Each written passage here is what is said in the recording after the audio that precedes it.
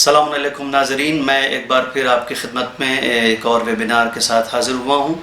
آج کا یہ اہم موقع اور مبارک موقع جمعۃ الوداع کا اور روز قدس کا، جس میں ہم بیت المقدس اور امت مسلمہ کی ذمہ داریوں کے عنوان سے اس ویبینار میں ایک بار پھر آپ کی خدمت میں حاضر ہیں۔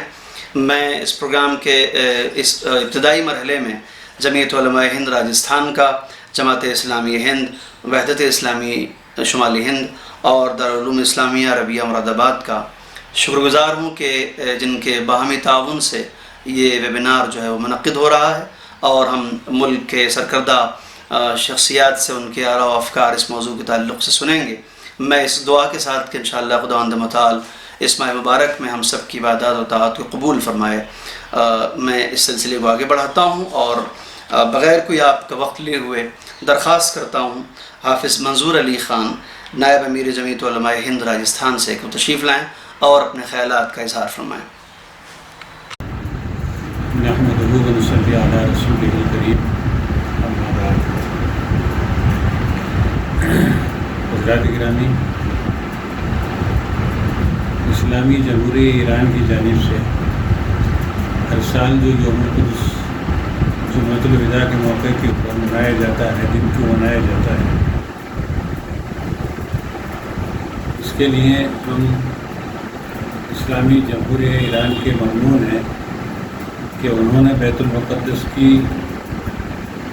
بازیابی کے لیے اور اس کے اوپر جو غاصبانہ قبضہ صہیونی طاقتوں نے کر رکھا ہے، اس کو یاد دہانی کے طور کے اوپر ہر سال جمعۃ الوداع کے موقع کے اوپر یوم القدس منانے کا اہتمام کرتا ہے۔ جیسا کہ آپ کے علم میں ہے کہ بیت المقدس جو مسلمانوں کا قبلہ اول ہے، اس کے اوپر صہیونی غاصبوں نے 1967 میں طاقت کے بل کے اوپر قبضہ کر لیا۔ آپ کے علم میں ہے کہ بیت المقدس مسلمانوں کے لیے کتنی اہمیت کا حامل ہے۔ ہم جب اسلامی تاریخ کے اوپر نظر ڈالتے ہیں تو یہ بات ہمارے سامنے آتی ہے کہ جناب محمد رسول اللہ صلی اللہ علیہ وسلم نے نبوت کے ابتدائی سالوں کے اندر بیت المقدس کی طرف رخ کر کے نمازوں کا اہتمام کیا۔ اس لحاظ سے یہ مسلمانوں کے لیے بہت اہمیت کا حامل ہے۔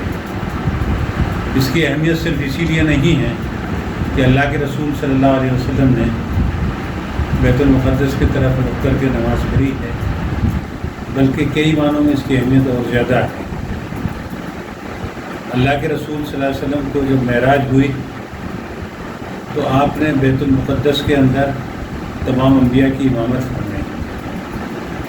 اس کے علاوہ بیت المقدس سابقہ امتوں کا، سابقہ انبیاء کا مسکن بھی رہا ہے اور محور عبادت بھی رہا ہے۔ اس لحاظ سے بھی ہمارے لیے بیت المقدس کی بہت اہمیت ہے۔ جہاں تک اس غاصبانہ قبضے کا تعلق ہے تو اس کی ایک لمبی تاریخ ہے۔ آپ لوگوں کے علم میں ہے کہ سب سے پہلے حضرت عمر رضی اللہ تعالیٰ عنہ کے دور میں بیت المقدس کو آزاد کرایا گیا، اور اس کے بعد دوبارہ اس کے اوپر عیسائیوں کا قبضہ ہو گیا، اور سلطان صلاح الدین ایوبی رحمۃ اللہ علیہ نے اس کو آزاد کرا کر کے اور مسلمانوں کے حوالے کر دیا، مسلمانوں کی اسلامی مملکت میں اس کو شامل کر لیا۔ تب سے لے کر کے 1967 تک یہ مسلمانوں کے قبضے کے اندر رہا، لیکن یہ ملت اسلامیہ کی بدقسمتی ہے کہ 1967 میں ہمارا یہ قبلہ اول ہمارے ہاتھوں سے نکل گیا اور صہیونی غاصبوں کے قبضے کے اندر چلا گیا۔ صہیونی غاصبوں کے قبضے میں چلا گیا، یہ کوئی وقتی حادثہ نہیں تھا، یہ کوئی وقتی معاملہ نہیں تھا، بلکہ ایک سوچے سمجھے منصوبے کے تحت ایک منظم سازش کے ذریعے برسوں اس کے لیے محنت کی گئی تھی۔ آپ حضرات کے علم میں ہے کہ اس کو حاصل کرنے کے لیے نہ صرف یہ کہ قبلہ اول کو حاصل کرنے کے لیے بلکہ مدینہ المنورہ پر قبضے کے لیے صہیونیوں کا ایک بڑا پلان ہے جو انہوں نے بہت دنوں قبل جو ہے اس کو کیا نام ہے اس کو یہ کہیے اس کی منصوبہ بندی کی تھی، اور اسی منصوبہ بندی کو مختلف مراحل کے اندر روب عمل لایا گیا۔ اس میں سب سے پہلا جو مرحلہ تھا وہ اسلامی خلافت کا خاتمہ تھا۔ صہیونی سازشوں نے اپنے سازشوں کے ذریعے سے سب سے پہلے خلافت کا خاتمہ کیا، اور خلافت کا خاتمہ اس لیے ضروری تھا کہ بغیر خلافت کا خاتمہ کیے ہوئے اسلامی مملکت کے حصے بکرے نہیں کیے جا سکتے تھے، اور قبلہ اول کو قبلہ اول کے اوپر غاصبانہ قبضہ نہیں ہوتا۔ تو سب سے پہلے تو جو ہے اسلامی خلافت کا خاتمہ کیا گیا، اور اس کے بعد اسلامی دنیا کو چھوٹی چھوٹی مملکتوں کے اندر تقسیم کر کے ان کو اپنا غلام بنایا گیا۔ لیکن پوری دنیا کے اندر جب آزادی کی لہر اٹھی تو اس کے نتیجے میں یہ جو چھوٹے چھوٹے ملک تھے جن کو اسلامی خلافت کا حصہ تھے، ان کو جو چھوٹے چھوٹے ممالک میں تقسیم کر دیا گیا تھا، ان کو جو ہے آزاد کر دیا گیا۔ لیکن آزادی جو ان کو میسر ہوئی وہ پوری طرح سے آزادی نہیں تھی، بلکہ عملی طور کے ظاہری طور کے اوپر تو یہ ممالک آزاد ہو گئے تھے، لیکن ذہنی طور کے اوپر آج بھی یہ کیا نام ہے صہیونیوں کے غلام ہیں۔ اس کا نتیجہ یہ ہوا کہ چھوٹی چھوٹی مملکتیں وجود میں آئیں، اور یہ مملکتیں جب وجود میں آ گئیں تو پھر دوسرا کھیل یہ کھیلا گیا کہ 1967 کے اندر فلسطین کے اوپر حملہ کر کے اور بیت المقدس کے اوپر غاصبانہ قبضہ کر لیا۔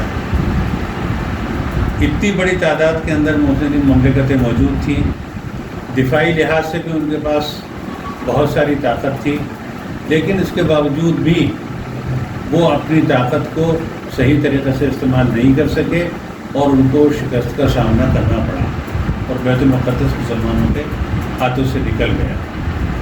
اسی کے ساتھ ساتھ نہ صرف یہ کہ بیت المقدس ہاتھوں سے نکلا، بلکہ آگے کے لیے بھی ایک پورا ایک پروگرام بنا لیا گیا کہ کس طریقے سے ہم اسلامی دنیا کو بے بس کر دیں، کس طریقے سے اسلامی دنیا کی طاقت کو ہم اتنا کمزور کر دیں کہ آئندہ وہ سر اٹھانے کی ہمت نہیں کر سکیں۔ اس کے نتیجے میں مسلم مملکتوں کو آپس میں لڑانے کا منصوبہ بنایا گیا، اور ہم یہ دیکھتے ہیں کہ 1967 کے بعد سے لے کر کے اس وقت تک یہ مملکتیں مسلم مملکتیں جو اسرائیل کے خلاف منظم اور متحد تھی، اور متحدہ طور کے اوپر ان کا ایک موقف تھا کہ ہم کسی بھی حال میں اسرائیل کے ناپاک وجود کو تسلیم نہیں کریں گے۔ آج صورتحال یہ ہو گئی ہے کہ وہ مسلم مملکتیں بجائے اس کے کہ اپنی طاقت کو اسرائیل کے خلاف استعمال کرتے، بیت المقدس کو آزاد کرانے کے اندر اس طاقت کا استعمال کرتے، آج صورتحال یہ ہے کہ یہ ساری مملکتیں باہم دست و گریباں ہیں، اور اس کے نتیجے میں لاکھوں مسلمانوں کا خون جو ہے ایک دوسرے کے ہاتھوں بہانے سے ہم باز نہیں آ رہے ہیں۔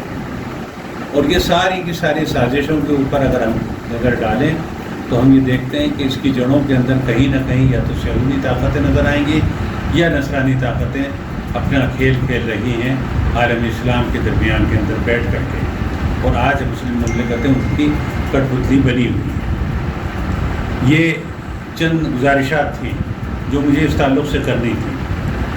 اب اگر ہم اس کی وجوہات کے اوپر نظر ڈالتے ہیں تو اس میں سب سے بڑی جو چیز ہمیں نظر آتی ہے وہ یہ ہے کہ یہ سب کچھ اس وجہ سے ہوا کہ صہیونی طاقتوں نے اس بات کو محسوس کر لیا تھا کہ مسلمان زوال پذیر ہیں، لہٰذا ان کے حصے بکھرے کر دیے جائیں۔ نتیجہ یہ ہوا کہ ایک وسیع پلان تیار کیا گیا، اسلامی سلطنتوں کے حصے بکھرے کیے گئے۔ دوسرا کام جو کیا گیا وہ یہ کیا گیا کہ مسلمانوں کے درمیان میں جو باہمی اختلافات تھے ان کو ہوا دی گئی، اور مسلمان ملکوں کے اوپر ایک دوسرے کے تعلق سے جنگوں کو مسلط کر دیا گیا۔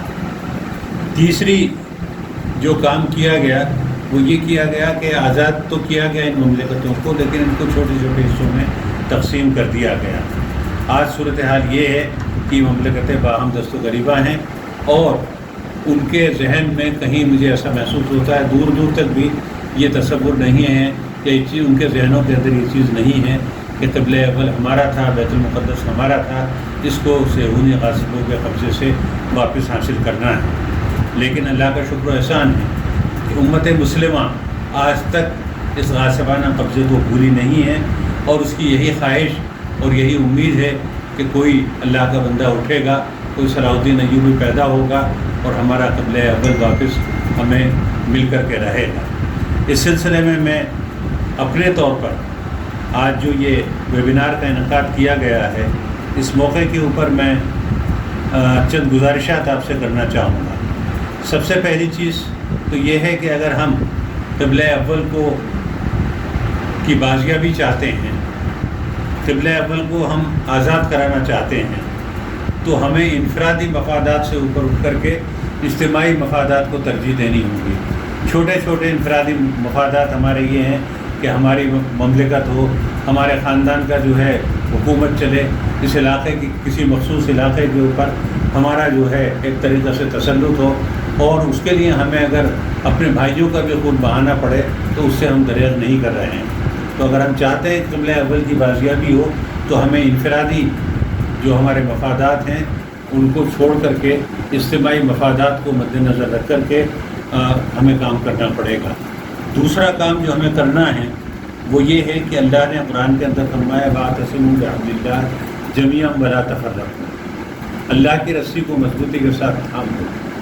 ہم اپنی جو مملکتیں ہیں، اسلامی مملکتیں ہیں، مسلم مملکتیں ہیں، ان کی بنیاد صحیح معنوں میں قرآن و سنت کے مطابق جو ہے ان کی بنیادوں کو مضبوط کریں اور اللہ کی رسی کو مضبوطی کے ساتھ تھام لیں، اللہ کے بتائے ہوئے راستے کے اوپر چلیں اور اپنی خواہشات کو اللہ کے بتائے ہوئے راستے کے، اللہ کے بتائے ہوئے طریقے کے تابع کر دیں۔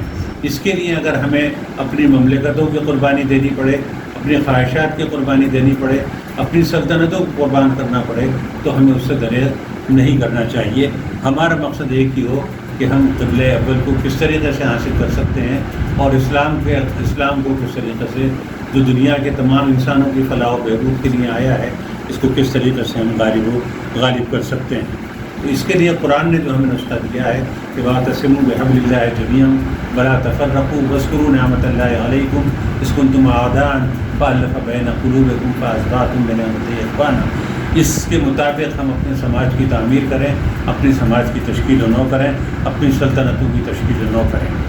اسی کے ساتھ ساتھ ہم اپنے اندر مومنانہ فراست پیدا کریں، اور مومنانہ فراست یہ ہے کہ جو غاصب صہیونی طاقتیں ہیں یا نصرانی طاقتیں ہیں جو آج ہمیں ٹکڑے ٹکڑے کر دینا چاہتی ہیں، ان کے عزائم اور منصوبوں کو سمجھیں اور اس کے مطابق ان کا تدارک کرنے کی کوشش کریں۔ اور آخری چیز یہ ہے کہ ہم اللہ سے عہد کریں کہ ہم اس وقت تک چین سے نہیں بیٹھیں گے جب تک قبلہ اول کی بازیابی نہیں ہو جاتی ہے، ہمارا قبلہ اول جو ہے وہ ہمیں حاصل نہیں ہو جاتا ہے۔ ہم یہ عہد جب تک نہیں کریں گے اور اسے عہد کو حصول کے لیے اجتماعی طور کے اوپر جدوجہد نہیں کریں گے، باہمی ایک دوسرے کے ساتھ مربوط ہو کر کے منظم انداز سے کوئی تحریک نہیں چلائیں گے، تب تک ہم کامیاب نہیں ہو سکتے ہیں۔ آئیے اس موقع کے اوپر، جبکہ ہم آج رمضان المبارک کے آخری جمعے کے اندر آخری جمعے کے موقع کے اوپر یوم القدس منا رہے ہیں، ہم اس بات کا عہد کریں کہ انشاءاللہ العزیز ہم اس وقت تک چین سے نہیں بیٹھیں گے جب تک قبلہ اول ہمارا ہمیں نہیں مل جاتا ہے۔ اسی کے ساتھ ساتھ میں ان تمام طاقتوں کو جو قبلہ اول کی بازیابی کے لیے کوشاں ہیں اور جد و جہد کر رہی ہیں، اس بات کی یقین دہانی کرا دینا چاہتا ہوں کہ میری تنظیم جمعیت علماء ہند روز اول سے ہی غاصبانہ صہیونی قبضے کے خلاف ہے اور ممکنہ طریقے سے اس کی بازیابی کے لیے تمام تر کوششیں کر رہی ہے۔ اس موقع کے اوپر بھی میں اپنی جانب سے اور اپنی تنظیم کی جانب سے یقین دہانی کرانا چاہتا ہوں کہ وہ تمام کوششیں یا وہ تمام کام جو قبلہ اول کی بازیابی کے لیے کیے جائیں گے، جمعیت علماء ہند اس میں شانہ بشانہ شامل ہو کر کے اس مقدس فریضے کو انجام دینے میں کوئی کسر باقی نہیں چھوڑے گی۔ اللہ تعالی ہمارا حامی و ناصر ہو۔ اللہ حافظ۔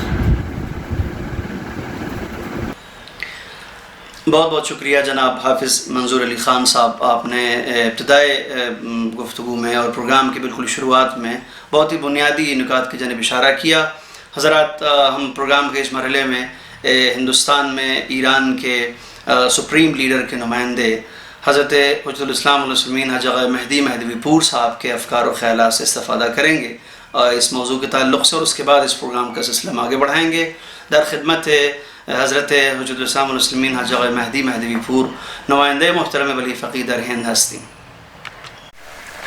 بسم اللہ الرحمن الرحیم، الحمدللہ رب العالمین، وصلی اللہ علی سیدنا و نبینا ابی القاسم المصطفى محمد وعلى اہل بیت الطیبین الطاہرین وعلى صحبہ المنتجبین۔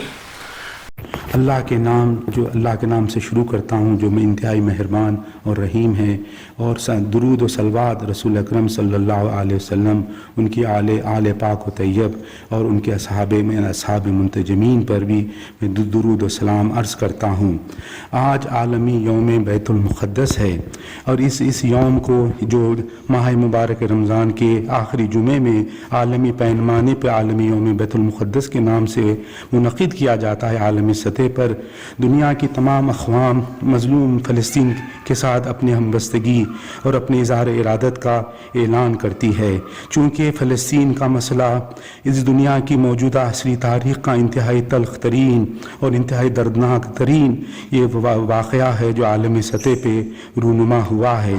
ناظرین کی خدمت میں یہ بات عرض کرنا ہے کہ جو آج جس ملک کو اسرائیل کہا جاتا ہے وہ جدید حال ہی میں اس کا قیام عمل میں لایا گیا ہے، یعنی 1948 میں دوسری عالمی جنگ کے اختتام کے بعد اس ملک کو سرزمین فلسطین پر ناجائز طور پر قابض ہو کر اس سرزمین کو وجود میں لایا گیا ہے۔ اور پہلی عالمی جنگ کے بعد خلافت عثمانیہ کے خاتمے کے بعد جو فلسطین جزو خلافت عثمانی تھی، استعمار گران جو سامراجی انگریزوں نے فلسطین پر قبضہ کیا، اور پہلی عالمی جنگ کے بعد یہودیوں کو پورے دنیا بھر سے اب کے سرزمین فلسطین میں لا کر انہیں وہاں پر بسایا گیا، اور دوسری عالمی جنگ کے بعد سرزمین فلسطین کا نام بدل کر اسے اسرائیل رکھا گیا ہے۔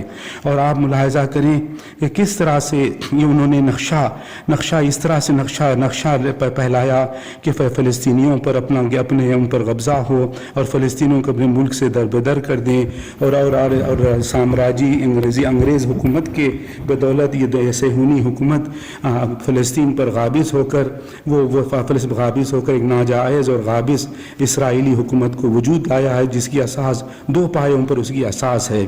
پہلا اصول جو صہیونیت اور انگریزی سامراجیت نے اس کو آگے بڑھایا تھا تو پہلی عالمی جنگ کے بعد وہ یہ تھا کہ دنیا بھر میں جہاں کہیں بھی یہودی ہیں انہیں لا کر سرزمین فلسطین میں انہیں بسایا جائے، اور دوسری اساس یہ ہے کہ جو سرزمین فلسطین میں جو گزشتہ 4000 سال سے جو مقامی فلسطین جو سرزمین فلسطین میں رہتے ہیں ان کو اپنے گھر سے اپنے سرزمین سے ملک بدر کیا جائے، دربدر کیا جائے، اور انہیں اپنے فلسطین سے ان سے انخلا کیا جائے۔ اور آپ آج ملاحظہ کریں کہ لاکھوں کی تعداد میں مظلوم فلسطین اپنے گھر بار سے محروم ہو چکے ہیں، اور مختلف ممالک جیسے اردن، لبنان، شام اور دیگر ممالک میں وہ متفرق ہو گئے ہیں، اور پناہ گزین کی زندگی گزشتہ 70 سالوں سے پناہ گزین کی زندگی بسر کر رہے ہیں، اور ہزاروں کی بلکہ لاکھوں کی تعداد میں جو فلسطینیوں کے آبا و اجداد کے گھر اور املاک اور جائیدادیں جو سرزمین فلسطین میں تھی انہیں غاصب اسرائیلیوں نے اسے نابود کیا، اور ان کی جگہ پر نئے یہودیوں کے لیے شہروں کو وہاں پر بسایا ہے۔ اور 1948 سے لے کر آج تک اقوام متحدہ اور سیکورٹی کونسل اقوام متحدہ نے متعدد مرتبہ ان اسرائیل کے ان جرائم کی سختی سے مذمت کی ہے، ان کے خلاف قراردادیں پیش کی ہے، لیکن اسرائیل ان قراردادوں کی کوئی پرواہ نہیں کرتا ہے، بلکہ یہ مظالم کا سلسلہ فلسطینیوں پر مسلسل جاری ہے۔ لیکن آپ ملاحظہ کریں کہ یہ جو ظلم، جو عظیم ظلم جو سرزمین فلسطین میں جو مقامی فلسطینیوں کے خلاف کیا جا رہا ہے، اس کا سلسلہ مسلسل جاری ہے۔ اور گزشتہ 30 سال میں خود فلسطین کے قائدین نے اس اسرائیلی حکومت کے ساتھ گفت و شنید اور مذاکرات کا سلسلہ بھی انجام دیا تھا تاکہ مذاکرات کے ذریعے مسئلے فلسطین کو حل کیا جائے، لیکن اسرائیلی حکومت تا فلسطینی قائدین کے ساتھ جو مذاکرات میں جو فیصلے ہوئے ہیں اس پر بھی وہ عمل پیرا کرنے کے لیے مکمل طور پر تیار نہیں ہے۔ اور ہم روزانہ شاہد ہیں کہ کس طرح سے اسرائیلی غاصب فوجیں اور افواج اور مسلح افواج فلسطین کے معصوم بچوں کو قتل کرتی ہے، فلسطین کے نوجوانوں کا قتل عام کرتی ہے، اور روزانہ ہم اس بات کے شاہد ہیں کہ کس طرح سے فلسطینی خواتین کو گرفتار کیا جاتا ہے، انہیں قید و بند کی مصیبتوں سے دوچار کیا جاتا ہے۔ ہم تقریباً روزانہ شاہد ہیں کہ کس طرح سے غزے پر اسرائیلی فضائیہ ان پر بمباری کرتی ہے اور غزے کی مظلوم فلسطینی عوام کو وہاں پر بشدت کے ساتھ انہیں مظالم سے دوچار کر رہی ہے۔ اور کس طرح سے ہم ملاحظہ کرتے ہیں کہ حتیٰ کہ فلسطینی جو سوریہ اور لبنان میں پناہ گزین ہیں، وہاں پر بھی اسرائیلی فضائی حملے یا میزائلوں کے ذریعے ان پر حملہ کیا جاتا ہے۔ تو لہٰذا یہ فلسطین کا مسئلہ تاریخ انسانیت اور موجودہ عصری تاریخ کا تلخ ترین ایک تاریخی واقعہ ہے جو دنیا میں رونما ہوا ہے۔ تو اسی اعتبار سے ماہ مبارک رمضان کے جمعۃ الوداع کے موقع پہ عالمی یوم بیت المقدس کے نام سے عنوان سے منایا جاتا ہے۔ اس کا مقصد یہ ہے کہ دنیا کی تمام اقوام اقوام فلسطین کے مظلوم عوام کے ساتھ اپنی ہمبستگی اور اپنی ارادت اور اپنی تائید کا ہمیشہ کے لیے اعلان کریں، اور فلسطین کے مسئلے کے حل کے لیے تنہا راہ یہ ہے کہ فلسطین میں ایک ریفرنڈم کیا جائے اقوام متحدہ کے زیر نظر اور اسلامی کانفرنس آرگنائزیشن کے زیر نظر ایک ریفرنڈم کیا جائے جس میں تمام فلسطینی، چاہے عیسائی ہوں، چاہے یہودی ہوں، چاہے آپ کے مسلمان ہوں، وہ سب پورے فلسطین میں ایک جگہ اکٹھا ہوں اور ان سے ایک ریفرنڈم کیا جائے، اور ان کے ریفرنڈم کے ذریعے ان سے پوچھا جائے کہ وہ کس طرح کی حکومت چاہتے ہیں۔ اگر یہ ریفرنڈم اگر منعقد کیا جائے اقوام متحدہ کے زیر نظر تو یہ مسئلہ فلسطین کا مسئلہ بصلح و صفا کے ساتھ بخوبی حل ہو سکتا ہے، لیکن اسرائیلی حکومت ان پیشکش کو قبول کرنے کے لیے تیار نہیں ہے۔ اسرائیلی حکومت کو فلسطین میں اس لیے وجود میں لایا گیا ہے تاکہ سامراجیت چاہتی ہے کہ اپنی کٹ پٹو اپنی جو حکومت جو رژیم صہیونستی حکومت ہے جو ان کے سامراجیت کی جانب سے وجود میں لائی گئی ہے، اس کا مقصد نیل سے فرات تک جو عالم اسلام موجود ہے وہ اسرائیل کے قبضے میں آ جائے، چونکہ نیل سے فرات تک دنیا کی پوری دولت نیل سے فرات کے درمیان موجود ہے۔ لیکن ان تمام پوری سامراجیت کی مکمل سیاسی اور فوجی حکومت کے باوجود بھی اسرائیل گزشتہ 40 برسوں میں مسلسل اس کی سیاسی اور فوجی طاقت میں مسلسل اس کی گراوٹ آ رہی ہے، مسلسل کمزوری کا ہم شاہد ہیں۔ اور ہم آج دیکھ رہے ہیں کہ پوری دنیا میں آج اسرائیل کے خلاف ایک لہر وجود میں آ چکی ہے، اور پوری دنیا کی عوام اور اسرائیل کے ان بربریت کے خلاف وہ ایک آواز ہو کر مقابلے کے لیے ٹھہر گئے ہیں۔ لیکن آپ ملاحظہ کریں کہ سامراجیت نے آج پھر ایک نئی سازش کے تحت بیت المقدس کو آپ کے اسرائیل کا پائے تخت کے طور پر، کیپٹل کے طور پر اعلان کیا ہے، لیکن دنیا کے تمام ممالک نے اسرائیل کے اس فیصلے کو رد کیا ہے، حتیٰ کہ اقوام متحدہ اور اقوام متحدہ کی سیکورٹی کونسل نے بھی اس اسرائیل کے اس اقدام کو مکمل طور پر رد کیا ہے۔ اور آپ ملاحظہ کریں کہ اسرائیلی حکومت کسی بھی بین الاقوامی قانون کی پابند نہیں ہے اور کسی بھی انسانی حقوق کا مکمل طور پر پامالی کی جا رہی ہے، اور آپ ملاحظہ کریں کہ اس کے باوجود بھی اس کے باوجود کہ پوری عالمی سامراجیت کی جانب سے اسرائیل کو نئے قسم کے جدید عصری اسلحہ انہیں فراہم کیا جاتا ہے، اس کے باوجود بھی آپ ملاحظہ کریں کہ حزب اللہ تحریک جو لبنان میں ایک مسلح گروہ ہے، ان کے مقابلے میں 33 روزہ جنگ جو 2006 میں واقع ہوئی، اسرائیل کی فوج کو ذلت آمیز شکست کا سامنا کرنا پڑا۔ اور اس کے بعد بھی آپ ملاحظہ کریں کہ جب کبھی بھی اسرائیلی افواج غزے کے بے گناہ اور مظلوم اور معصوم فلسطینی مسلمانوں پر وہ حملہ کرتے ہیں، وہ بڑے پیمانے پر جب فوجی کارروائی کرتے ہیں، ان تمام ان فوجی کارروائیوں میں بھی اب اسرائیلی افواج کو شکست کا سامنا کرنا پڑا ہے، جبکہ غزے کے پاس نہ فوجی زمینی فوج کی طاقت ہے، نہ ہوائی فوج کی ایئر فورس ہے، نہ نیوی ہے، لیکن اس کے باوجود بھی آپ دیکھیں جب کبھی بھی اسرائیل ان پہ حملہ کرتا ہے غزے کو فتح حاصل ہوتی ہے۔ در حقیقت آج اسرائیل کی طاقت ایک کھوکھلی طاقت ہے، اور صرف یہ جو آپ کے عالمی سطح پر جو صہیونی جو ادارے جو دنیا کی پبلسٹی ان کے ہاتھ میں ہے، وہ اسرائیل کو ایک قدرت مند فوجی طاقت کے عنوان سے اعلان کرتے ہیں۔ لیکن اسی خاطر اسلامی جمہوریہ ایران نے فلسطین کے مسئلے کو حل کرنے کے لیے عالمی سطح پر یہ مسلسل اس بات کی تاکید فرمائی ہے کہ فلسطینیوں کو اپنے سرزمین فلسطین کو لوٹنا چاہیے، اور جو کوئی بھی سرزمین فلسطین پہ رہتے ہیں وہ اکٹھا ہو کر وہاں پر ایک ریفرنڈم کیا جائے اقوام متحدہ کی سیکورٹی کونسل کے تحت، تاکہ اس مسئلے کو حل کیا جائے۔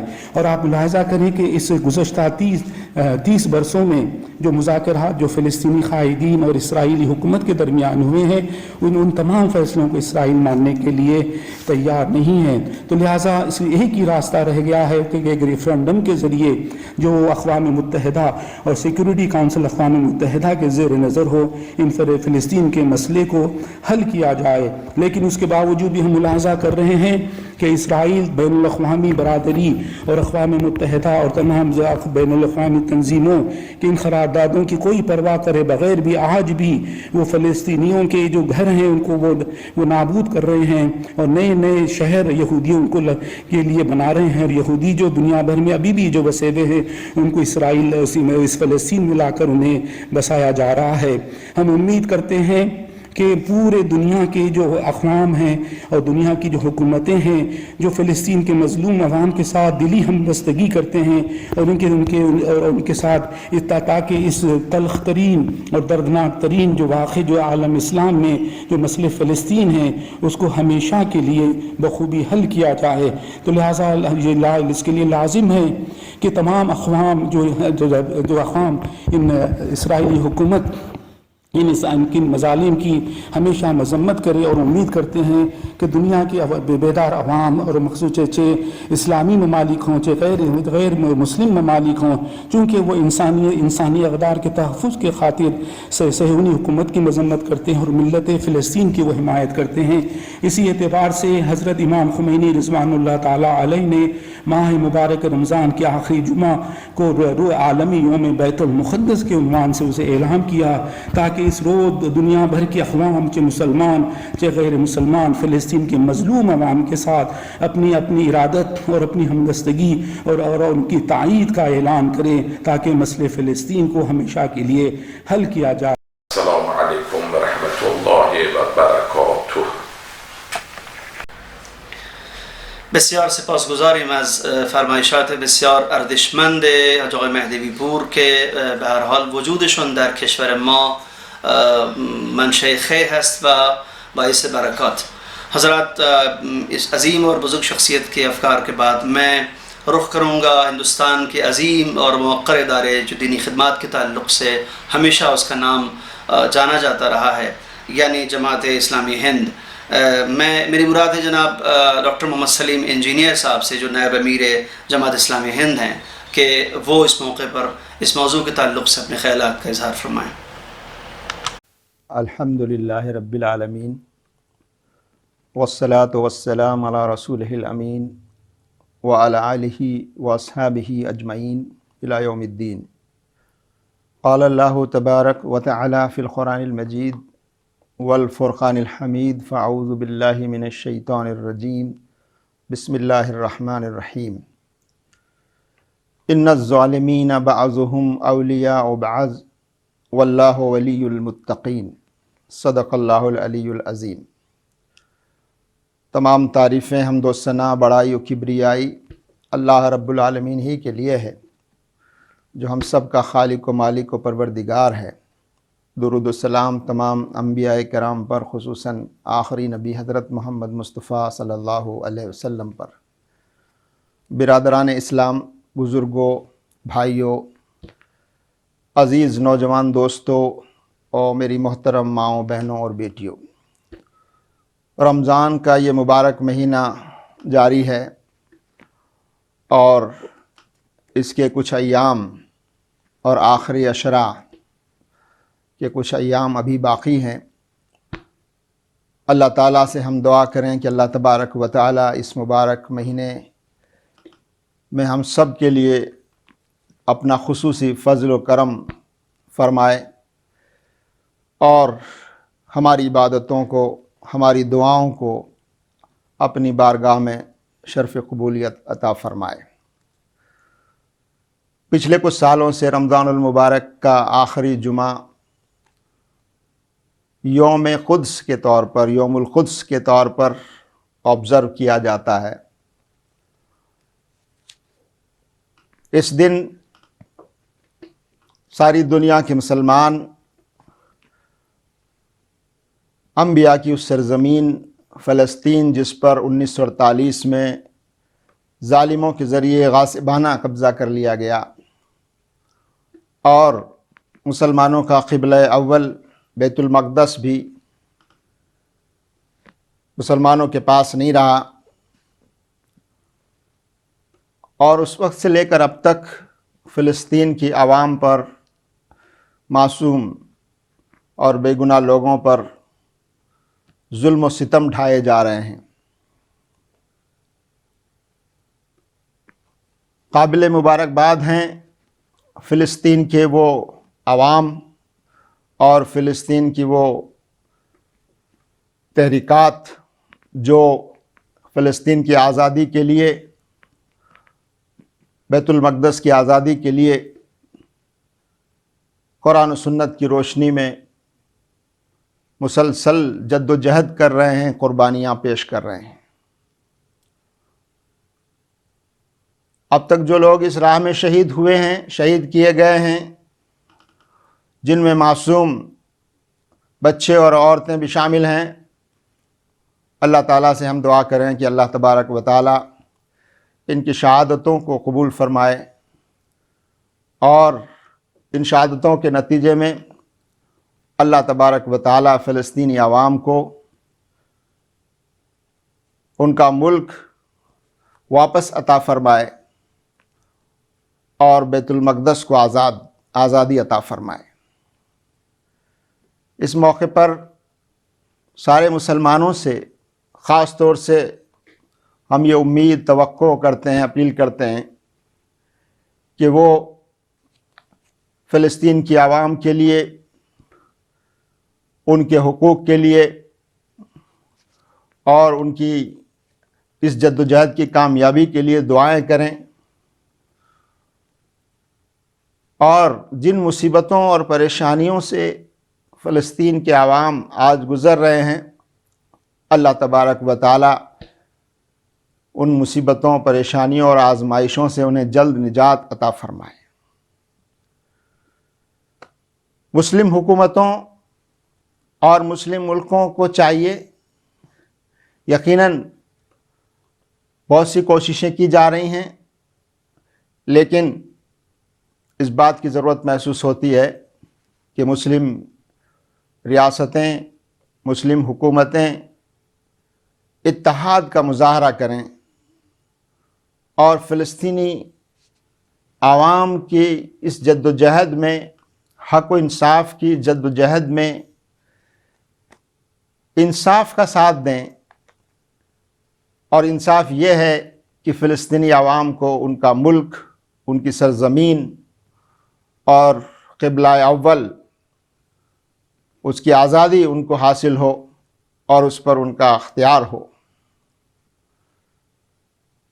دنیا بھر کے ممالک، چھوٹے بڑے اور بڑے طاقتور ممالک، ان کا رویہ آج ہم دیکھ رہے ہیں کہ فلسطین کے اس مسئلے پر ان کا رویہ انصاف کے مطابق نہیں ہے۔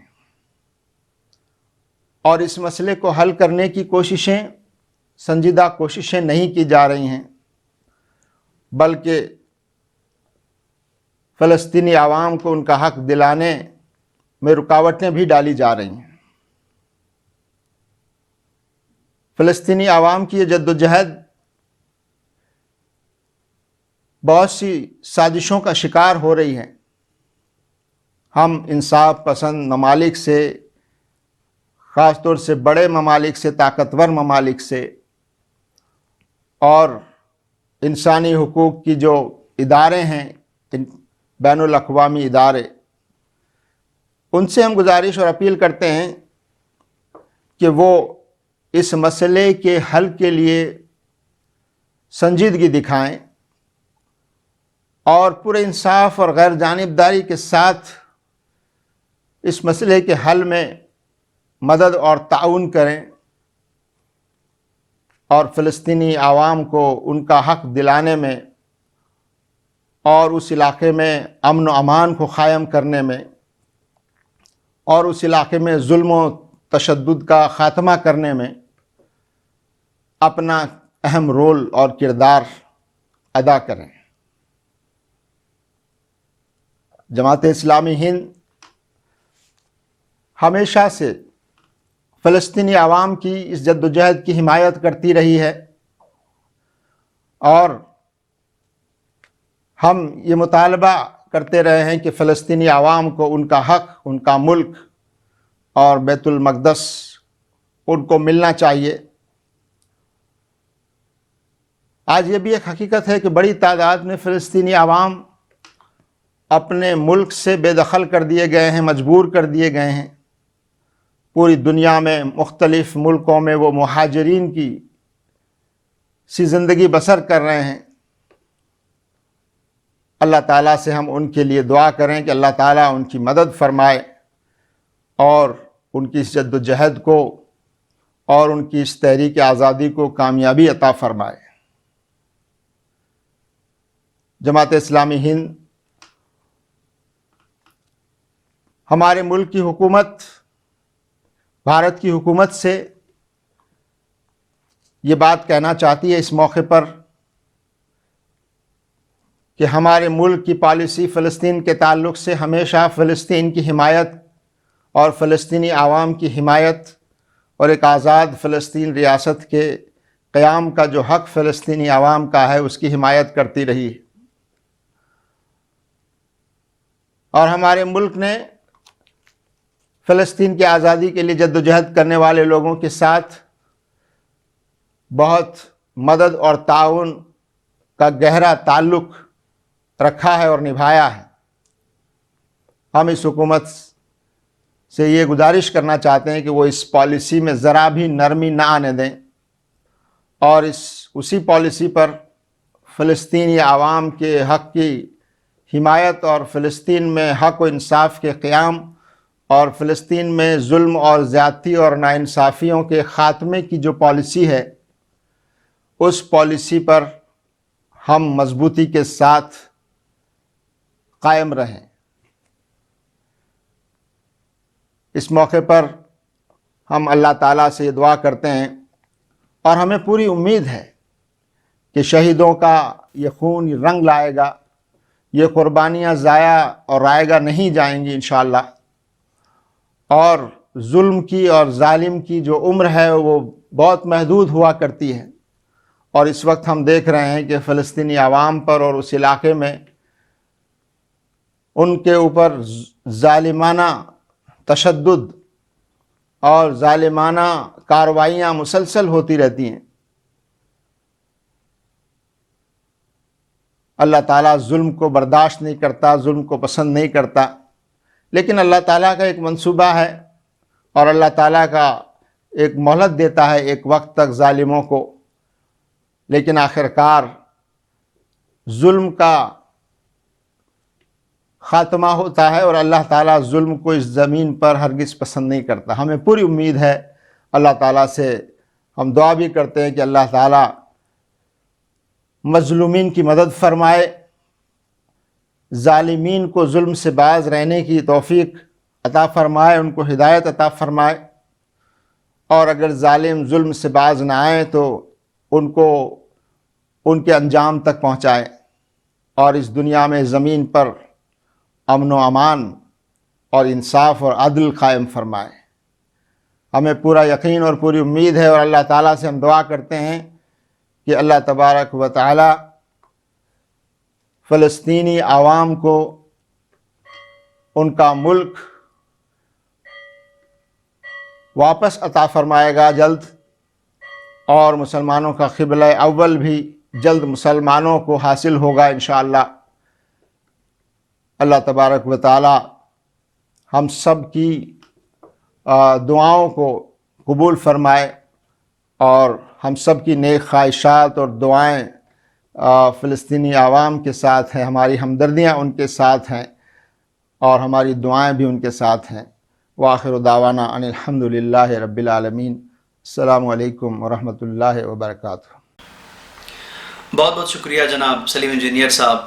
ہم آپ کے افکار سے اکثر و بیشتر استفادہ کرتے رہتے ہیں، الگ الگ پروگرامز میں اور میڈیا کے تعلق سے بھی آپ کے رشحات قلم ہم تک پہنچتے رہتے ہیں۔ آپ کا بہت بہت شکریہ کہ آپ نے انتہائی اہم انپٹس اور انتہائی اہم جو ہے وہ نکات کی جانب اشارہ فرمایا۔ اس موضوع کے تعلق سے میں درخواست کروں گا جناب محمد ساجد صحرائی صاحب سے کہ جو صدر وحدت اسلامی شمال ہند ہیں کہ وہ اب اس موضوع پر اپنے خیالات اور تفکرات کا اظہار فرمائیں۔ الحمد لله رب العالمين والصلاة والسلام على رسوله الأمين وعلى آله وأصحابه أجمعين. أعوذ بالله من الشيطان الرجيم. بسم الله الرحمن الرحيم. سبحان الذي أسرى بعبده ليلا من المسجد الحرام إلى المسجد الأقصى الذي باركنا حوله لنريه من آياتنا انه هو السمیع العلیم. پاک ہے وہ جو لے گیا ایک رات اپنے بندے کو مسجد حرام سے دور کی اس مسجد کے ماحول میں، اس کو اس نے برکت دی تاکہ اس کو اپنی نشانیوں سے کچھ کا مشاہدہ کرائے۔ حقیقت وہی سب کچھ سننے اور جاننے والا ہے۔ اعوذ باللہ من الشیطان الرجیم. وَلَن تَرْضَىٰ عَنكَ الْيَهُودَ وَلَا النَّصَارَىٰ حَتَّىٰ تَتَّبِعَ مِلَّتَهُمْ قُلْ إِنَّ الْهُدَى اللَّهِ هُوَ الْهُدَىٰ وَلَئِنِ اتَّبَعْتَ أَهْوَاءَهُمْ بَعْدَ الَّذِي جَاءَكَ مِنَ الْعِلْمِ مَا لَكَ مِنَ اللَّهِ مِن وَلِيٍّ وَلَا نَصِيرٍ. یہودی اور عیسائی تم سے ہرگز راضی نہ ہوں گے جب تک کہ تم ان کے طریقے پر نہ چلنے لگو۔ کہہ دو کہ راستہ بس وہی ہے جو اللہ نے بتایا ہے، ورنہ اگر اس علم کے بعد جو تمہارے پاس آ چکا ہے تم نے ان کی خواہشات کی پیروی کی تو اللہ کی پکڑ سے بچانے والا کوئی دوست اور کوئی مددگار تمہارے لیے نہیں۔ فاعوذ باللہ من الشیطان الرجیم. یا ایہا الذین آمنوا لا تتخذوا اليہود والنصارى اولیاء بعضهم أولياء بعض ومن يتولهم منكم فإنهم منهم إن الله لا يهدي القوم الظالمين. اے لوگوں جو ایمان لائے ہو، یہودی اور عیسائیوں کو اپنا رفیق نہ بناؤ، یہ آپس میں ایک دوسرے کے رفیق ہیں۔ اگر تم میں سے کوئی ان کو اپنا رفیق بناتا ہے تو ان کا شمار انہی میں سے ہوگا، یقیناً اللہ ظالموں کو رہنمائی نہیں کرتا ہے۔ فاعوذ باللہ من الشیطان الرجیم. لَتَجِدَنَّ عَدَاوَةً لِلَّذِينَ آمَنُوا الْيَهُودَ وَالَّذِينَ أَشْرَكُوا. تم اہل ایمان کی دشمنی میں یہود اور مشرکین سے زیادہ کسی کو سخت نہ پاؤ گے۔ فاعوذ باللہ من الشیطان الرجیم. وَمَا لَكُمْ لَا تُقَاتِلُونَ فِي سَبِيلِ اللَّهِ وَالْمُسْتَضْعَفِينَ مِنَ الرِّجَالِ وَالنِّسَاءِ وَالْوِلْدَانِ الذين يقولون ربنا أخرجنا من هذه القرية الظالم أهلها واجعل لنا من لدنك وليا واجعل لنا من لدنك نصيرا. آخر کیا وجہ ہے کہ تم اللہ کی راہ میں ان بے بس مردوں، عورتوں اور بچوں کی خاطر نہ لڑو جو کمزور سمجھ کر کے دبا لیے گئے ہیں اور پکارتے ہیں اے اللہ، اے ہمارے رب، ہمیں اس بستی سے نکال جس کے باشندے ظالم ہیں، اور اپنی طرف سے کوئی ہمارا حامی اور مددگار پیدا فرمائے۔ صدق اللہ العظیم. قابل احترام ناظرین اکرام، السلام علیکم ورحمۃ اللہ وبرکاتہ۔ آج یوم القدس موقع سے چند باتیں آپ کی خدمت میں پیش۔ آپ جانتے ہیں کہ مسجد اقصی یہ امت مسلمہ کا قبلہ اول ہے۔ یہی وہ مقام ہے جہاں سے اللہ کے نبی صلی اللہ علیہ وسلم معراج کو تشریف لے گئے تھے، جہاں پر آپ صلی اللہ علیہ وسلم نے انبیاء کی امامت فرمائی۔ عالم اسلام کے شاعر میں مسجد حرام اور مسجد نبوی کے بعد تیسرا سب سے اہم شاعر اسلام ہے۔ اور آپ یہ بھی جانتے ہیں کہ فلسطین یہ مسجد اقصی یہ زمین انبیاء کی زمین ہے، یہ سرزمین انبیاء ہے، اور امت مسلمہ کے خلیفہ راشد فاروق اعظم کے دور میں حضرت ابو عبیدہ بن جراح رضی اللہ تعالیٰ عنہ کے ذریعے سے اس کی بازیابی ہوئی، اور بعد میں دوسری مرتبہ پھر نور الدین زنگی اور ان کے بعد صلاح الدین ایوبی کے جہاد کے نتیجے میں امت مسلمہ پھر اس پر فتح یابی ہوئی، اور پچھلی صدی تک یہ امت مسلمہ کا مرکز بنی رہی۔ لیکن بدقسمتی سے وہ قوم جو یہود ہیں، جن کو آپ جانتے ہیں، جو اللہ کی لعنت زدہ قوم ہے، جو اللہ کی شان میں گستاخیاں کرنے والی ہے، جو حدوں کو پار کرنے والی ہے، جو انبیاء کی قاتل ہے، جو اللہ کے آخری پیغمبر حضرت محمد مصطفیٰ صلی اللہ علیہ وسلم سے حد درجہ عداوت اور بغض رکھنے والی ہے، جو مادہ پرست ہے، دنیا کی حریص ہے، سازشی ہے، انسانیت کی دشمن اور انسانیت کو غلام بنانے والی ہے، زمین پر فساد پھیلانا ہونے والی اس دل ڈرپوک قوم ہے۔ تاریخ کے ہر موڑ پر انسانیت اس کو ہر جگہ ذلیل و رسوا کیا، اور قیامت تک اللہ تعالیٰ کی لعنت کے نتیجے میں ذلیل و رسوا اور راندے درگاہ رہے گی، اور یہ مارے مارے پھرتی رہے گی۔ انہوں نے اپنے مغربی آقاؤں کے ذریعے سے سازشیں کر کے اور امت کی نادانیوں کے ذریعے سے اس بیت المقدس پر پھر قبضے کی کوشش کی، اور تاہنوز مسجد اقصی اور فلسطین مظلوم، معصوم، بے قصور لاکھوں فلسطینی مسلمانوں کے گھروں کو اجاڑ کر کے، لاکھوں لوگوں کو قتل کر کے، بچوں اور عورتوں کو شہید کر کے، ان کو گھروں سے اجاڑ کرنے کے بعد ناپاک اسرائیل کا وجود عمل میں آیا ہے، اور یہ مسلسل قیام اسرائیل کے بعد فلسطینی کو اجاڑنے میں لگے ہوئے ہیں، بیت المقدس سے بے دخل کرنے کی کوشش کر رہے ہیں۔ آپ جانتے ہیں کہ کتنی بڑی آبادی کو اس طرح سے انہوں نے اوپن جیل بنا دیا۔ آج غزہ کی صورتحال اوپن جیل کی طرح ہے، وہاں انہوں نے ان لوگوں کو کھانے پینے کی اشیاء تک مہیا نہیں ہے، بچوں کو دودھ اور بیماروں کے لیے دوائیں تک موصول نہیں ہیں۔ پوری دنیا میں یہ حریص لوگ، حکمرانی کا خواب دیکھنے والے ظالم لوگ، سازشی لوگ گریٹر اسرائیل کا خواب دیکھ رہے ہیں، جن کے نقشے میں، جن کے عزائم میں مسجد نبوی سے لے کر کے مدینہ منورہ سے لے کر کے عراق اور شام اور فلسطین کا پورا حصہ اور مصر سے لے کر کے جنوبی ترکی تک، یہ گریٹر اسرائیل کے خواب میں ہر دن، ہر پل، ہر لمحے، ہر وسائل کو جھونک کر کے یہ سازشیں کر کے دنیا کو غلام بنانا چاہتے ہیں۔ چنانچہ انہوں نے جو کوششیں کی ہیں، اس کے نتیجے میں آپ جانتے ہیں کہ پوری دنیا میں جس طرح سے انہوں نے ملٹی نیشنل کمپنیز کو، دولت کے ریسورسز کو اور میڈیا کو جس طرح سے اپنے قبضے میں لیا ہے، دنیا کی حکومتوں کو اس طرح سے کٹ پتلی بنایا ہے، بالخصوص عالم عرب کو جس طرح سے انہوں نے اپنے شکنجے میں کسا ہے، وہ سب چیز ازر من الشمس ہے۔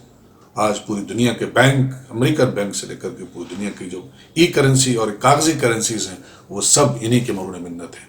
ان کی خواہش ہے کہ یہ اسرائیل کو دنیا کا مرکز بنایا، سارے انسانوں کا استحصال کر کے ان کو غلام بنائے، اور یہی بھی ان کی خواہش ہے کہ مسجد اقصی کو شہید کر کے یہ ہیکل سلیمانی تعمیر کریں۔ یہ دن رات اسی تگدوں میں تازہ سازشیں اسی کی غماز ہیں۔ عالم اسلام کی امت مسلمہ کے حکمرانوں کی، علماء کی اور دانشوران کی بے حسی اور بے خبری اس کی سب سے بڑی ذمہ دار ہے۔ اوروں کی سازشیں اپنی جگہ پر ہیں، لیکن ہماری بے حسی اور بے غیرتی اور ہماری نادانی کا اپنا مقام ہے، اپنا رول ہے۔ ایسے میں امت مسلمہ کی ذمہ داری ہے، امت مسلمہ پر فرض ہے کہ وہ بیت المقدس کی بازیابی کے لیے ہر لمحہ کوشش کرے، ہر پل جدوجہد کرے۔ مسجد اقصی پکارتی ہے آج پھر کسی ابو عبیدہ بن جراح کو، پھر کسی صلاح الدین ایوبی کے انتظار میں ہے۔ لہٰذا ایسے حالات میں امت مسلمہ کے تمام علماء اور مفکرین اور قائدین کی ذمہ داری ہے، دانشوران تحریک اور تنظیموں کے ذمہ داران کی ذمہ داری کو پورے عزم کے ساتھ، اخلاص کے ساتھ، حوصلے کے ساتھ بازیابی مسجد اقصی کے لیے فیصلہ کریں کہ جب تک مسجد اقصی کی بازیابی نہیں ہوتی، ہم ایک پل چین سے نہیں بیٹھیں گے۔ امت کے تمام فتاوی کے مراکز کا یہ فرض ہے، ان کی ذمہ داری ہے کہ وہ اسرائیلی اشیاء کے بائیکاٹ کے مسلسل فتوے دیتے رہیں اور ان کو عام کرتے رہیں۔ امت کے تمام دینی مراکز بالخصوص مساجد و مدارس اور دیگر تنظیمی اور تحریکی مراکز کی ذمہ داری ہے کہ وہ اس مسئلے کو پوری دنیا میں عام امت مسلمہ تک عام کرنے کی ہر پل کوشش کریں، خاص طور سے عام نمازوں میں، جمعہ اور عیدین کے موقع سے، حج کے موقع پر اس کا بھرپور استعمال کریں، رمضان کے موقع پر حجۃ الوداع کے موقع کو، جو خاص طور سے علامہ خمینی رحمۃ اللہ علیہ نے بڑے ایک عزم کے ساتھ، بڑی بصیرت کے ساتھ حجۃ الوداع، جمعۃ الوداع کو جس طریقے سے یوم القدس منانے کا فیصلہ کیا ہے، اس دن پوری دنیا کے لوگ، پوری دنیا کے مسلمان خاص کر یوم القدس منائیں۔ امت کے تمام کالم نگار، امت کے تمام مفکرین، امت کے تمام مصنفین اس مسئلے پر مسلسل لکھتے رہیں۔ امت کے تمام ٹی وی چینلز انٹرنیٹ کے ذریعے سے اور سوشل میڈیا کے ذریعے سے اس مسئلے کو ہر عام و خاص عام کرنے کی کوشش کرتے رہیں۔ سمپوزیمز اور سیمینار اور کانفرنسز کے ذریعے سے، آڈیو اور ویڈیو کلپس کے ذریعے سے، بکلیٹس اور فولڈرز کے ذریعے سے بچوں کو فلسطین اور مسجد اقصیٰ کی عظمت کے ترانوں کو یاد دلا کر کے، ہر گھر میں مسجد اقصیٰ کے شاعر کو اپنے گھروں میں نصب کرنے کے ساتھ، اور ہر گھر میں مسجد اقصیٰ کے لیے فنڈ مختص کرنے کے ساتھ یہ کوشش کریں کہ اللہ سے دعا بھی کرتے رہیں کہ اللہ تعالیٰ پھر فلسطین کی اور مسجد اقصیٰ کی بازیابی کے لیے پھر کوئی صلاح الدین ایوبی بھیج۔ کوشش کیجئے، دعا کیجئے، ہر گھر میں صلاح الدین ایوبی پیدا ہو، تاکہ شکنجہ یہود کے ناپاک قدموں سے مسجد اقصیٰ اور فلسطین کو آزاد کرایا سکے۔ مبارکباد کے قابل ہیں اور دعا کرتے ہیں اللہ تعالیٰ سے علامہ خمینی رحمۃ اللہ علیہ کے لیے کہ انہوں نے ایران انقلاب کے بعد سے جمعۃ الوداع کو جس طرح سے یوم القدس کے طور پر منانے کا فیصلہ کیا ہے، اور انشاءاللہ یہ مسجد اقصیٰ کی بازیابی تک باقی جاری رہے گا۔ اور آج ہم پھر مبارکباد دیتے ہیں طیب اردغان، اس شعر کو، اس وقت کے ایوبی کو جس نے مسجد آیا صوفیہ کے موقع سے خطاب کرتے ہوئے فرمایا تھا کہ اگلا مرحلہ، اگلا پڑاؤ ہمارا انشاءاللہ مسجد اقصیٰ کی طرف ہوگا۔ ہم آپ سے اپیل کرتے ہیں کہ دعائیں کریں ان فلسطین کے مظلومین کے لیے، دعائیں کریں اس شہید کی قائم کردہ تحریک شیخ احمد یاسین کی تحریک حماس کے لوگوں کے لیے اور تمام فلسطین کے مسلمانوں کے لیے جو اس دنیا کی سب سے ظالم اور سب سے نام نہاد قوت کے سامنے نہتے کھڑے ہیں۔ وہ شہادتوں کے ساتھ اپنے کندھوں پر مائیں اور بوڑھے جس طرح سے جنازے اٹھاتے ہیں، وہ معصوم بچوں کو جس طرح سے شہید کراتے ہیں اور اس پر خوشیاں مناتے ہیں، پوری امت مسلمہ آج ان کے لیے دعا کرے کہ اللہ تعالیٰ فلسطین کے بچوں کی، مظلوموں کی، ان بوڑھوں کی، ان عورتوں کی آہوں کو تو سن لے اور پھر کوئی صلاح الدین ایوبی کے ذریعے سے اس مسجد اقصیٰ کی بازیابی کرے۔ ہم پوری امت مسلمہ کے لوگوں سے آخر میں پھر اپیل کرتے ہیں کہ آپ جب تک مسجد اقصیٰ کی بازیابی نہیں ہوتی تب تک چین سے نہ بیٹھیں، اپنی دعاؤں میں اور اپنی ہر لمحے، ہر ممکن کوشش میں مسجد اقصیٰ کی بازیابی کے لیے کوشش کریں، چونکہ مسجد اقصیٰ ہی امت مسلمہ کے اتحاد کا ذریعہ ہے، امت مسلمہ کی عظمت کا ذریعہ ہے، امت مسلمہ کے اور دین کے غلبے کا واحد ذریعہ، واحد سمبل جو ہے وہ مسجد اقصیٰ ہے۔ تاریخ بتاتی ہے کہ جب جس قوم کے پاس مسجد اقصیٰ رہی ہے وہی قوم دنیا میں غالب رہی ہے۔ جس دن امت مسلمہ کو مسجد اقصیٰ واپس ملے گی انشاءاللہ امت مسلمہ کے غلبے کا دن ہوگا۔ اللہ تعالیٰ سے دعا ہے کہ اللہ تعالیٰ ہمیں ہر آن، ہر لمحہ اپنے جان اور مال کی تمام تر صلاحیتوں کے ساتھ مسجد اقصیٰ کی بازیابی کی توفیق عطا فرمائے۔ آمین وآخر دعوانا ان الحمدللہ رب العالمین۔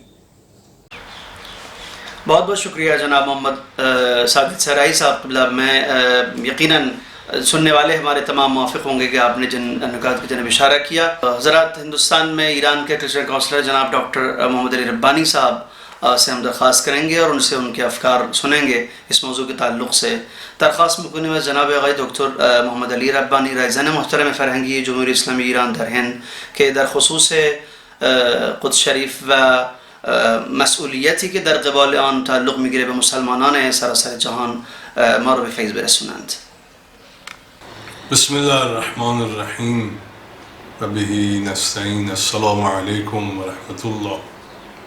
Dear brother, I welcome and express my sincere thanks to all the ulama and the speakers and all participants in the Quds webinar. First of all, I wish that in these days of the day, holy months of Ramadan, which are the days of mercy and blessings, may Allah remove the calamities, particularly in the corona, from the human society, especially the people of India and Iran, and the people of these two countries as soon as possible could have normal life as before. Today is the last Friday of the Holy Ramadan, and according to Islamic culture and tradition, which considered is necessary for Muslims to support the oppressed and defend the Holy Lands, it is called Quds Day. Quds is the first Qibla and the second shrine of the Muslim of the world, and the homeland of the millions of displaced Palestinians. Jerusalem, as the most important city of Palestine, has always been of special importance from the Islamic point of view, because Al-Quds Mosque, the first Qibla of Muslim, is located in this historical city.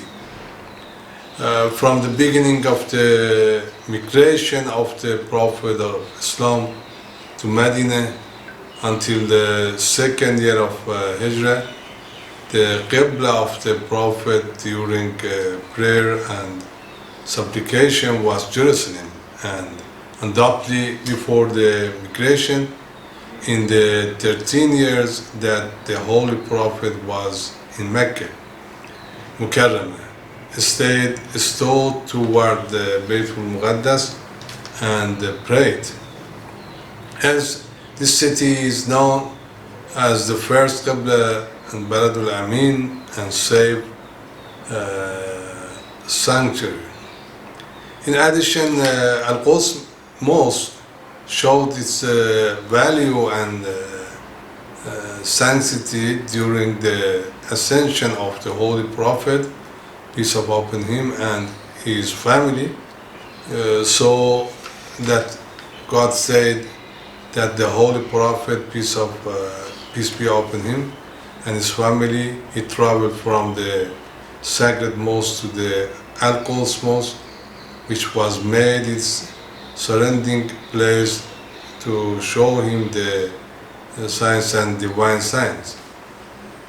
Imam Khomeini, rahmatullah alayh, in his message in 1979, naming the last Friday of the holy month of Ramadan as the Quds Day, and said, I invite all Muslims in the world to the last Friday of the holy month of Ramadan, which is one of the day of Qadr, and it can also determine the fate of the Palestinian people, be chosen an Al-Quds Day, and during a ceremony declare the international solidarity and of Muslims in support of the legal right of the Muslim people. In addition to Islam, Quds is associated with other divine religion and is in the heart of all believers in the divine religions, including Christians and Jews. This city has been sanctified and respected not only in Islam, but in all divine religions. But its connection with Islam and Muslim has a deeper depth. Holy has long has a special place in Islamic thought, history, and heritage, and it's Muslim in the past centuries. The Caliph ruler, scholars, and the rights built a mosque, a reliance, a road, a school, and other similar places. The door of the mosque was open to the followers of all religions, and they worship in it and were constantly safe and stable in it. Al-Quds has a special place among Muslims for several reasons. This city was the home of Abraham, the place of the prophets, and the place of revelation and resurrection of Jesus. Ibn Abbas says in this regard, the divine prophet built Jerusalem and settled in it. For this reason, a prophet has prayer to reside in a kingdom. Also, in the first Qibla of Muslim and the third noble shrine, and God Almighty gave it a special feature with the Laylatul Isra of His messenger and heaven. Allah says in the Holy Quran, أعوذ بالله من الشيطان الرجيم سبحان الذي أسرى بعبده ليلا من المسجد الحرام إلى المسجد الأقصى الذي باركنا حوله لنريه من آياتنا إنه هو السميع البصير. This city is the capital of the Palestine and the Museum of Religious History, which has been collected for the 13th century and is the connection point of many ethnic groups and nations. Muslims have consistently supported Al-Quds and have never discriminated between the divine religions and the prophets. In this city, all kinds of mosques, church and temples can be seen, and the name of God is spoken by the people.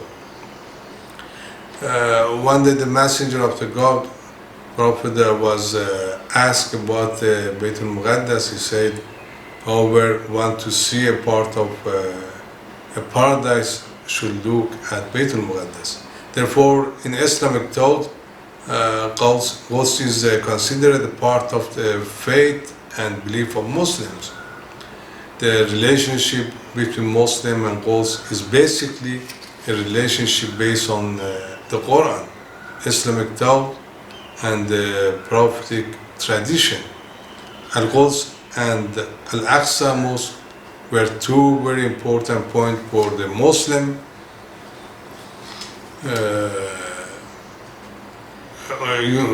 point of unity between the Arabs and also Islamic nations in the east and west of the world, and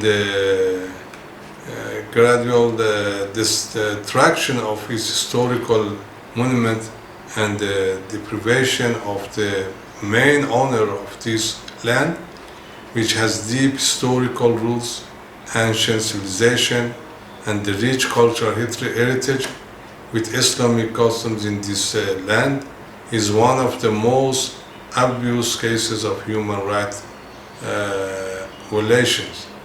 Unfortunately, in the modern world, which has always chanted the slogan of human rights, we are witnessing the emergence of one of the world's ongoing forms of human rights violation. These blatant operations and human rights violations have made the Middle East one of the most critical regions in the world. Palestine is today a symbol of the great human rights challenges in the contemporary world, a land where human rights are violated each and every day, and human rights remain silent.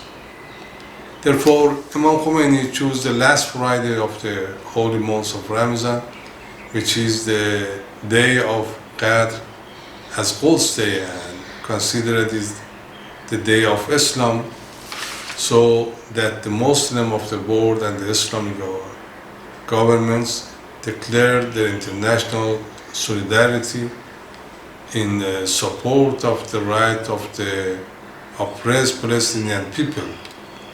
Hopefully, one day the land of the Holy Quds will become a land of peace, security and friendship between the Muslim, Christians and Jews, and the oppressed nation of Palestine will achieve its basic rights, which are to live in peace in their homeland. Thanks to all of you again. Assalamu alaikum rahmatullah wa barakatuh. خیلی متشکرم جناب آقای دکتر ربانی.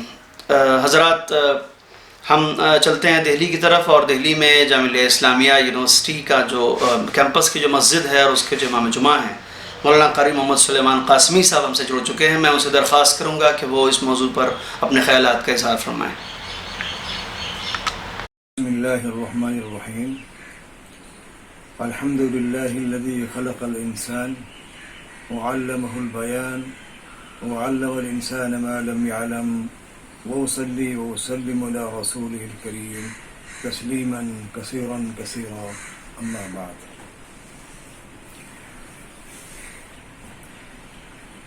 برادران اسلام، اب یہ مبارک مہینہ رمضان کا چل ہی رہا ہے اور پوری دنیا کے مسلمان اس مبارک مہینے کی بڑی قدر کرتے ہیں، چونکہ اس میں انعام خدا بندی کا خاص طور سے ذکر کیا گیا ہے، اور یہ مبارک مہینے کا آخری عشرہ ہے. اس مبارک مہینے میں مسلمان روزہ رکھتے ہیں، صدقہ کرتے ہیں، زکوٰۃ دیتے ہیں. یہ سارے مسلمانوں کی فلاح و بہبود کے لیے اور اپنی ذاتی نفع کے لیے بھی ہم روزہ رکھتے ہیں. اس کا اہتمام کرتے ہیں. اس موقع پر خاص طور جو بات مجھے ذکر کرنا ہے وہ یہ ہے کہ عالم اسلام کے سامنے اور پوری دنیا کے مسلمانوں کے سامنے قضیہ فلسطین ہے. قضیہ فلسطین کی قوم وہ قوم ہے کہ جنہوں نے آج سے بہت زمانے پہلے یہودیوں کو جب دنیا سے ٹھکرایا گیا تھا اور انہوں نے مسلمانوں سے، بالخصوص فلسطین کے مسلمانوں سے انہوں نے اپنے لیے جائے پناہ تلاش کی تھی، ان فلسطینی مسلمانوں نے ان کے لیے اپنی فیاضی کا اظہار کرتے ہوئے اپنی سرزمین بسایا، ان کو آباد کیا اور ان کی ہر طرح سے انہیں خدمت کی. مگر یہ قوم چونکہ احسان فراموش ہے، احسان فراموشی کی مثال اس کی آپ یوں سمجھ لیں کہ اللہ نے خود قرآن کریم میں سورہ فاتحہ کے اندر ہم جو نماز پڑھتے ہیں غیر المغضوب علیہم، یہ مغضوب علیہم سے مراد یہودی ہیں کہ جن پر خدا کا غصہ ہے. اور وہ قرآن کریم میں کئی جگہ ارشاد ربانی ہے، چوتھے پارے میں بھی ذکر ہے، پہلے پارے میں بھی ذکر ہے کہ خدا کے غضب اور خدا کے لعنت کے مستحق ہیں. انہوں نے اپنے زمانے میں اپنے پیغمبروں کو 40 پیغمبروں کو ایک دن میں قتل کر دیا تھا، اور بڑے بڑے نیک لوگوں کو قتل کر دیا تھا. یہ اتنے سنگ دل ہیں، اتنے احسان فراموش ہیں، ان کے نزدیک انسانی ہمدردی کوئی چیز نہیں رہ جاتی.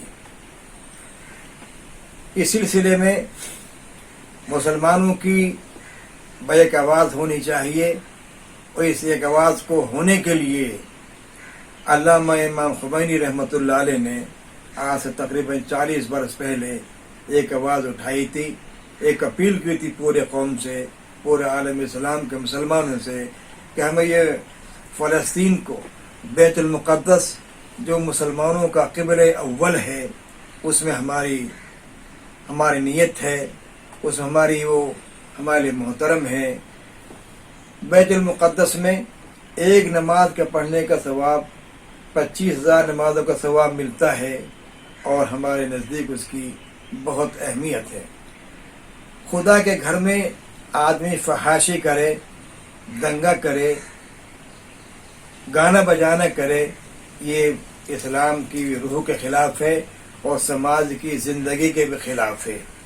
کہ یہودیوں نے بیت المقدس پر جو قبضہ کر رکھا ہے، اور اس میں گانے بجانے کا سلسلہ اور اس میں شراب نوشی کا سلسلہ وہ کرتے ہیں، जो मुसलमानों के लिए नहीं, खुदा के भी घर की बेहुरमती के भी मुर्तकिब हैं। इस मुबारक महीने के अंदर आखिरी जुमा, जिसे हम जुमतुल विदा कहते हैं, इसमें पूरी दुनिया के मुसलमानों को फ़लस्तीन के मुसलमानों के साथ इज़हार हमदर्दी करना चाहिए और बैतुल मुक़द्दस की आज़ादी के लिए हमें दुआ भी करना चाहिए। मैं ये कहते हुए बड़ा फ़ख्र महसूस कर रहा हूँ कि कुरान करीम ने 30वें पारे के अंदर भी, और कुरान करीम में 6ठे पारे की आखिरी आयत है, लतजदन्ना अशद्दन्नास अदावतन लिल्लज़ीन आमनुल यहूद। मुसलमानों को अल्लाह ताला ने ख़बरदार कर दिया है कि देखो ईमान वालों, अगर तुम्हारा कोई दुश्मन हो सकता है, सबसे सख्त तरीन दुश्मन और नंबर 1 दुश्मन तो यहूदी हैं। अल्लाह ने अपने कुरान में इस बात को हमें बता दिया है। हमारे लिए ज़रूरी है हम सारे मुसलमान और सारे इंसाफ पसंद इंसान बैतुल मुक़द्दस की आज़ादी के लिए आवाज़ बुलंद करें। और आज वो मज़लूम है, कल को जुल्म कहीं और भी हो सकता है। जब मज़लूम की मदद मज़लूम ही करेंगे तो मैं समझता हूँ कि इंशाअल्लाह ताला कोई वक्त आएगा और ज़रूर आएगा कि बैतुल मुक़द्दस आज़ाद होगा और जिस तरह से उसकी हुर्मत है उस हुर्मत को बाकी रखा जाएगा। इन अल्फाज के साथ मैं आपको इस बात के लिए फिर दोबारा आपसे अपील कर रहा हूँ कि यौमुल क़ुद्स के मौके पर, यानी जुमे के दिन, जुमतुल विदा के दिन, हम अपने इज़हार हमदर्दी, इज़हार यकजहती करने के लिए हम इनके साथ, फ़लस्तीनियों के साथ इज़हार हमदर्दी करें, जिससे हमारे भाइयों को सुकून मिले। बहुत बहुत शुक्रिया मोहतरम कासमी साहब, आपने इंतहाई फ़िक्रंगेज़ गुफ्तगू की और बहुत अहम नुकात की जानिब इशारा फरमाया। हज़रात, हम मुल्क की एक अजीम ज़रकर्दा शख्सियत और शुरा आफाक शख्सियत के जो हमेशा न सिर्फ क़ुद्स के मौके पर बल्कि पूरे साल अपने खुतबा जुमा में इस किस्म के मौज़ूआत पर तवज्जो रखते हैं और इस पर गुफ्तगू करते हैं। मेरी मुराद हैं अली जनाब मौलाना डॉक्टर मुफ्ती मुकर्रम अहमद साहब, जो ख़तीब और इमाम जुमा हैं शाही मस्जिद फ़तेहपुरी दिल्ली के। मैं उनसे दरख्वास्त करता हूँ कि वो इस मौजू पर इस वक्त अपने ख़यालात का इज़हार फरमाएँ। अल्हम्दुलिल्लाहि रब्बिल आलमीन वस्सलातु वस्सलामु अला सय्यिदिल अनाम वल मुरसलीन व आलिहि तय्यिबीन अत्ताहिरीन व अस्हाबिहिल मुर्तज़ीन इला यौमिद्दीन, अम्मा बाद। बिरादरान इस्लाम, आजकल रमज़ानुल मुबारक का पाकीज़ा और मुक़द्दस महीना चल रहा है। तमाम आलम इस्लाम में कुरान करीम की तिलावत और माह रमज़ान के सियाम और इबादतों का दौर दौरा है। रमज़ान के महीना शुरू होते ही आपको मालूम है, ख़बरों में आपने देखा होगा और पढ़ा होगा कि फ़लस्तीन में और मस्जिद अक़सा में इबादत करने वालों को, रोज़ेदारों को इसराइली फ़ौज ने, इसराइली पुलिस ने और यहूदी आबादकारों ने अपने वहशियाना मज़ालिम का शिकार बनाया, उनको ज़ख्मी कर दिया, उनको इबादत करने से रोका और फ़लस्तीनियों पर मज़ालिम का सिलसिला जो बहुत सालों से चल रहा है उसमें बहुत ज़्यादा इजाफ़ा कर दिया। ह्यूमन राइट्स वॉच HRW, जो हुकूक़ इंसानी की तंजीम है, उसने हाल में ही एक रिपोर्ट शाया की है जिसमें उसने लिखा है कि फ़लस्तीनियों पर जो इसराइली मज़ालिम हैं वो बैनुल अक़वामी जराइम के ज़ुमरे में आते हैं और उनके ख़िलाफ़ तमाम दुनिया को आवाज़ उठानी चाहिए। इसी तरह पर मैं पढ़ता हूँ कि दूसरे ममालिक में भी इसराइली साहियूनी जारहियत के ख़िलाफ़ बराबर आवाज़ उठ रही है। आपको मालूम है कि 40 साल पहले रहबरे इनक़िलाब इस्लामी जमहूरिया ईरान अल्लामा ख़ुमैनी ने अपनी ईमानी फ़िरासत और रूहानी बसीरत की वजह से एक बहुत ही बेहतरीन प्रोग्राम مقرر کیا اور انہوں نے کہا کہ رمضان کے آخر جمعے میں تمام عالم اسلام میں یوم القدس منایا جائے اور مسجد اقصیٰ کی بازیابی کے لیے مسجد اقصیٰ میں یہودی مداخلت کو روکنے کے لیے اور فلسطینی مظالم اور فلسطینیوں کے ساتھ جو اسرائیلی مظالم ہو رہے ہیں ان کے خلاف صدائے احتجاج بلند کرنے کے لیے تمام دنیا میں رمضان کے آخر جمعے کو یوم القدس منایا جائے۔ اور آپ کو معلوم ہے کہ پچھلے تقریباً 40 سال سے یوم القدس منایا جاتا ہے، ہندوستان میں بھی اور دوسرے ممالک میں بھی، مسجد فتح پوری میں بھی یوم القدس کا پروگرام ہوتا ہے، اور سبھی لوگ صہیونی جارحیت کے خلاف آواز اٹھاتے ہیں، فلسطینیوں سے اظہار یکجہتی کرتے ہیں۔ فلسطینیوں پر جو مظالم ہو رہے ہیں ان کو اگر آپ سن لیں گے تو آپ کے رونگٹے کھڑے ہو جائیں گے۔ غزہ پٹی پر ویسٹ بینک کے علاقے میں اور خاص کر مسجد اقصیٰ کے علاقے میں، مسجد اقصیٰ کے پاس جو ظلم ہو رہا ہے نہتے فلسطینی شہریوں پر، فلسطینی بچوں پر، فلسطینی عورتوں پر، فلسطینی بیمار اور ضعیف لوگوں پر، وہ اتنا ظلم ہے کہ دیکھا نہیں جا رہا۔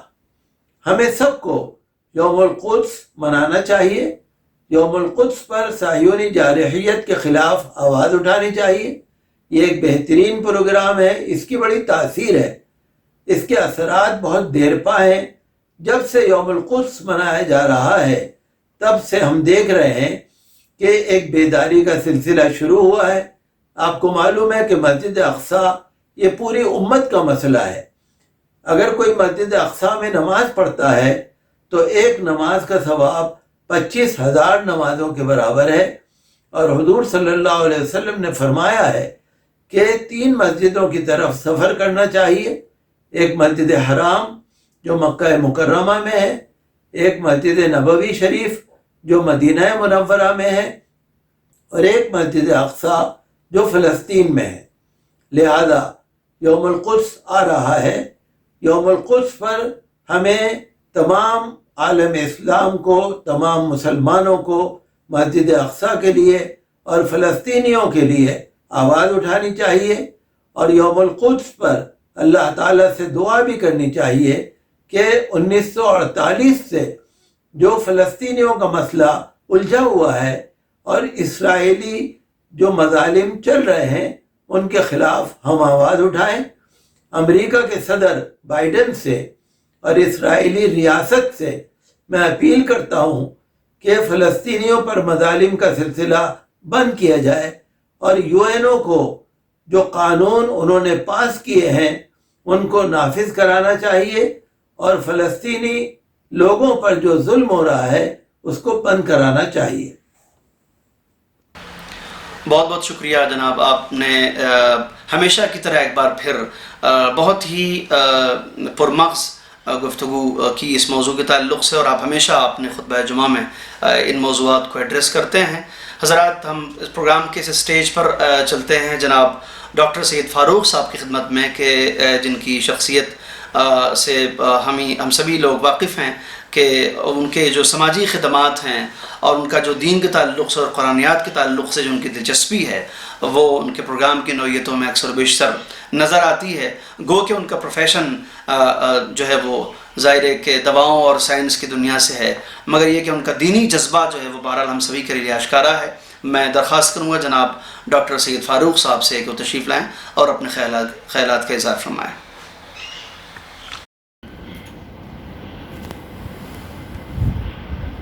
کہ تقدس اسی سے یوم قدس ہے کہ تقدس جو ہے اس کی ہمیں حفاظت کرنی ہے۔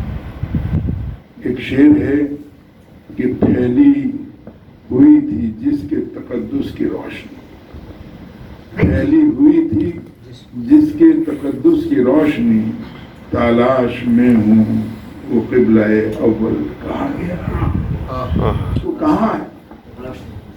اس تلاش میں ہیں ہم لوگ۔ وہ تلاش کیسے پوری ہو؟ وہ تلاش اپنی بات کو کہنے سے ہی پوری ہو سکتی ہے. چپ رہنے سے بھی مر جاتے ہیں احساس ہمارے, کچھ نہ کہنے سے بھی ظالم کی مدد ہوتی ہے. اور یہ صرف مسلمانوں کی بات نہیں, ہر وہ شخص جو ایمان رکھتا ہے وہ کسی بھی مذہب کا کیوں نہ ہو, وہ انگلش میں بائی گاڈ کہے, بھگوان کی قسم کہے, وہ قسم کھانا اس کا جب ہی صحیح ہے کہ جب وہ کسی کے حق کو کم نہ سمجھے, وہ سچائی کو کم نہ سمجھے اور اس کے لیے لڑے. وہاں کے لوگ, فلسطین کے لوگ لڑ رہے ہیں,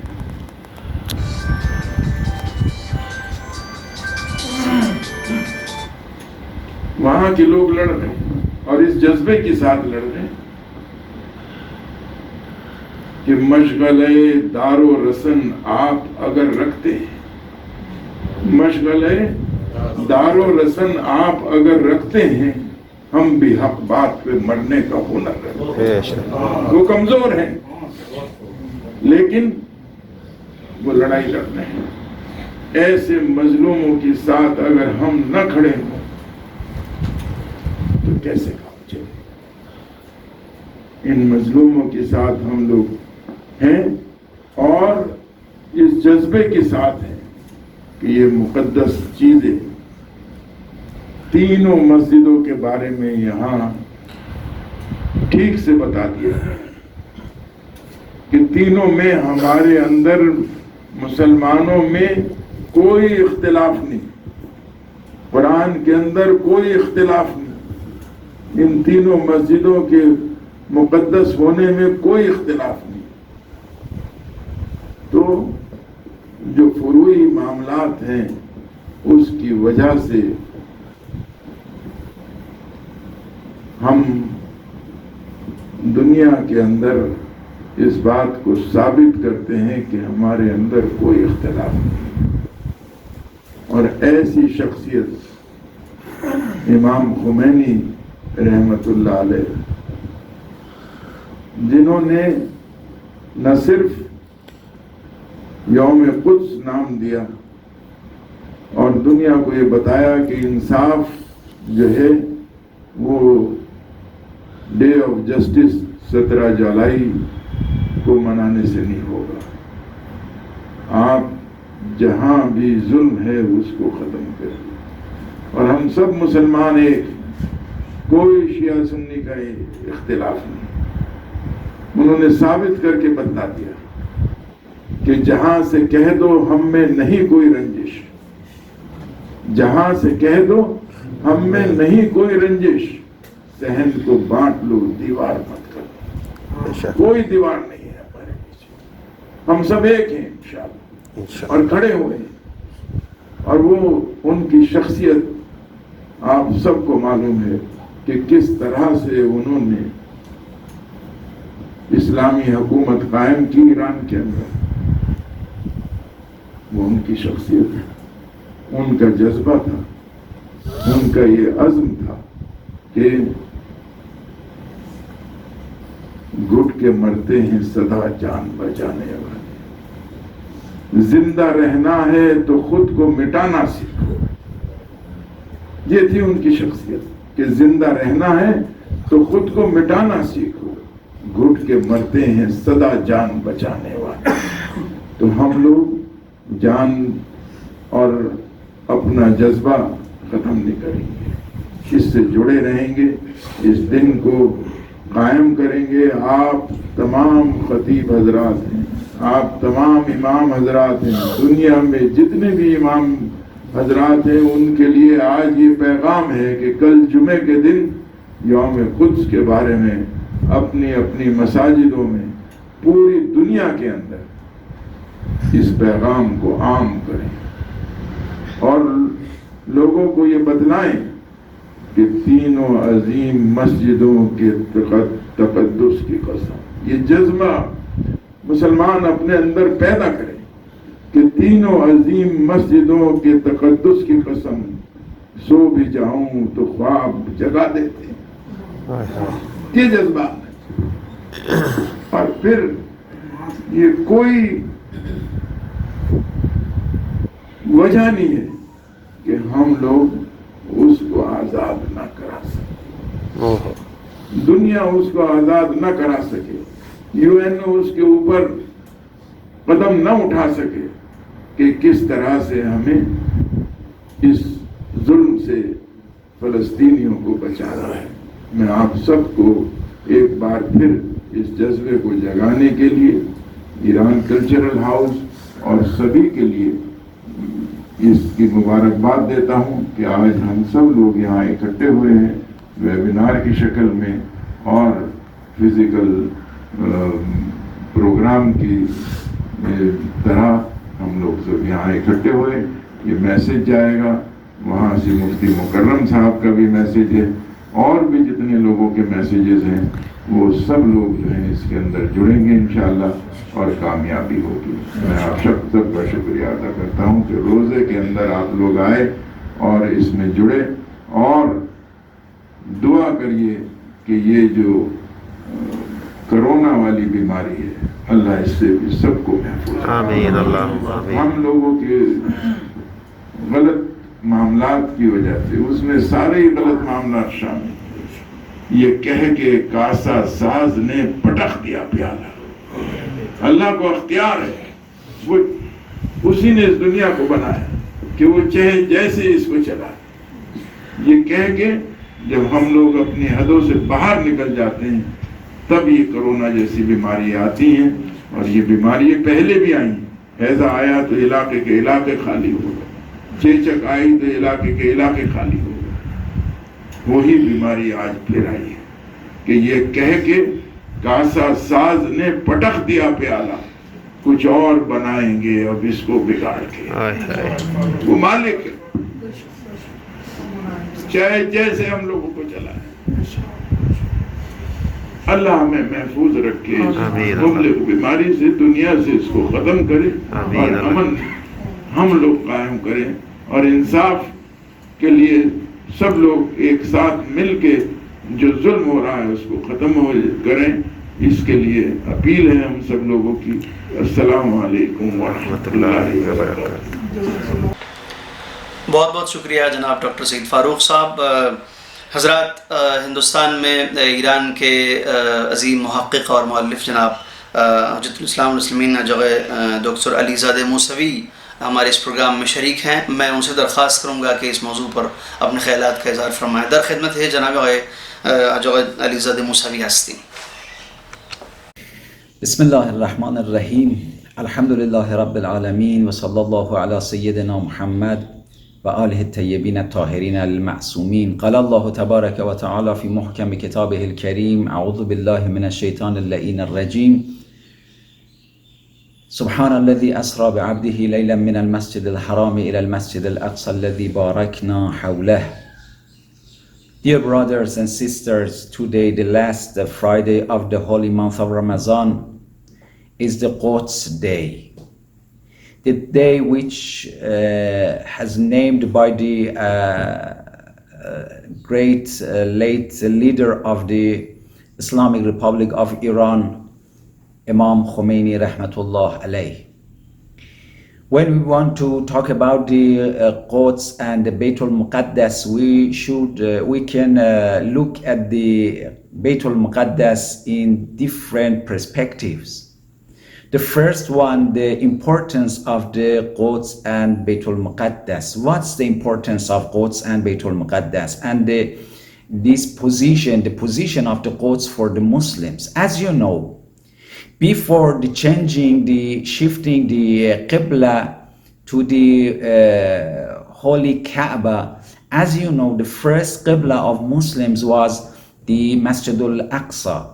And all of the Muslims, before shifting to the Kaaba, they prayed through the Baytul Muqaddas. And this mosque is very important. As you see in the Mi'raj, the Prophet started his Mi'raj from the Mecca, and after that he goes to the Baytul Muqaddas. And we see in this Surah Asra that Allah تبارك وتعالى says سبحان الذي أسرى بعبده ليلا من المسجد الحرام إلى المسجد الأقصى, that the Holy Prophet started his journey for the Mi'raj from the Masjid al-Haram to Masjid al-Aqsa. So the Masjid al-Aqsa is very important place, and as you know, one of the mosques which the passengers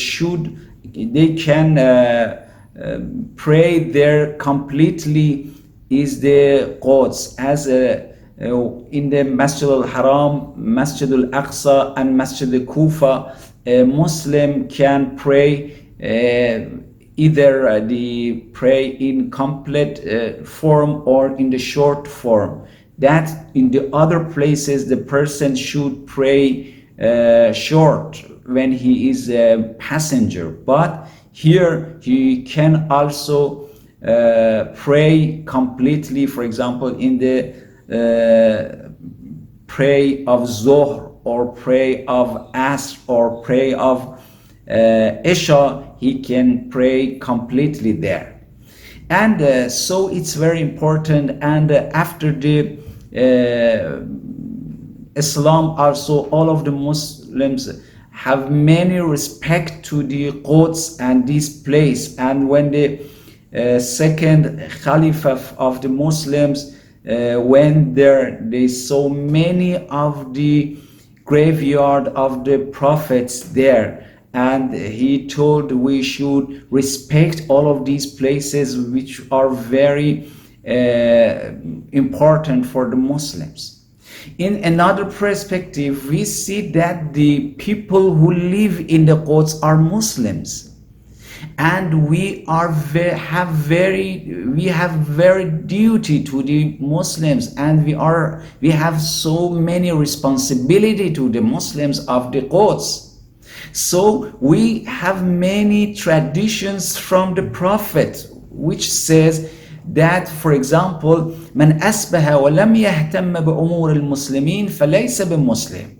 That means a person, a Muslim who don't respect to the other Muslims, who doesn't have any responsibility to the other Muslims, he is not a Muslim. And in the other tradition, we see that the Prophet says, من أسبح من سمع رجلا ينادي يا للمسلمين film يجبه فليس بمسلم. If a person hear that a person says Ya lal Muslimin, that means oh Muslims help me, and he doesn't help him, he is not a Muslim, real Muslim. And when we look at the Muslims there, we see that the innocent Muslims are killing by the Zionism there.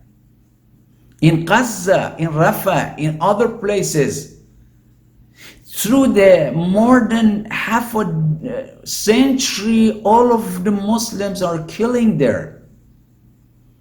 So they condemned, they destroyed all of their houses. They killed many of the Muslims there. And surely all of the Muslims should be very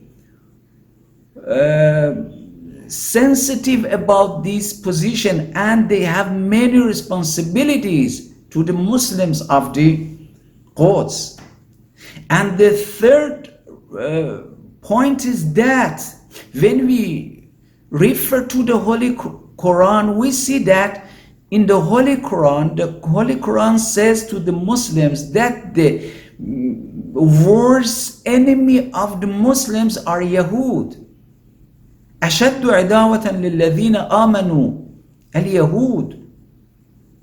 And as you know, the Zionists are the worst Yahud, worst Jews among all of the Jews. That means the Jews are not bad people all around the world, and they are also against the Zionism. But the Zionism is the worst enemy of the Muslims today. And we should be very aware of this situation. So, and in other side, the Zionism or the Jews says we have killed and murdered many in the last century, for example, in the Europe, and the Hitler killed us so much, and we were. They have very criminal actions against us. Okay, that's right. But you experienced this situation, why you also do like these things to the others? According to your claim you experienced these bad situations. Why you do like these things to the others? The Muslims of the Quds accepted you. They gave you the land to work there. They let you to live with them. But unfortunately, you are not good guests for them.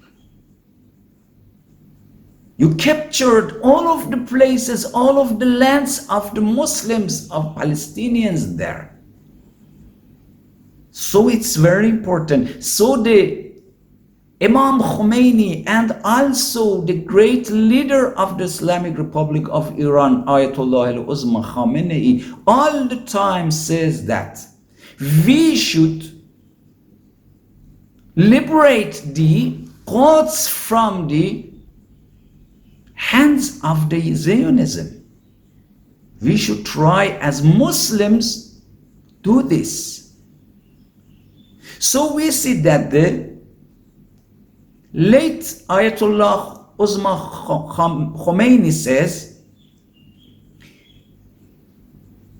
because we have many Muslims around the door, and if they threw a little water to the Zionism,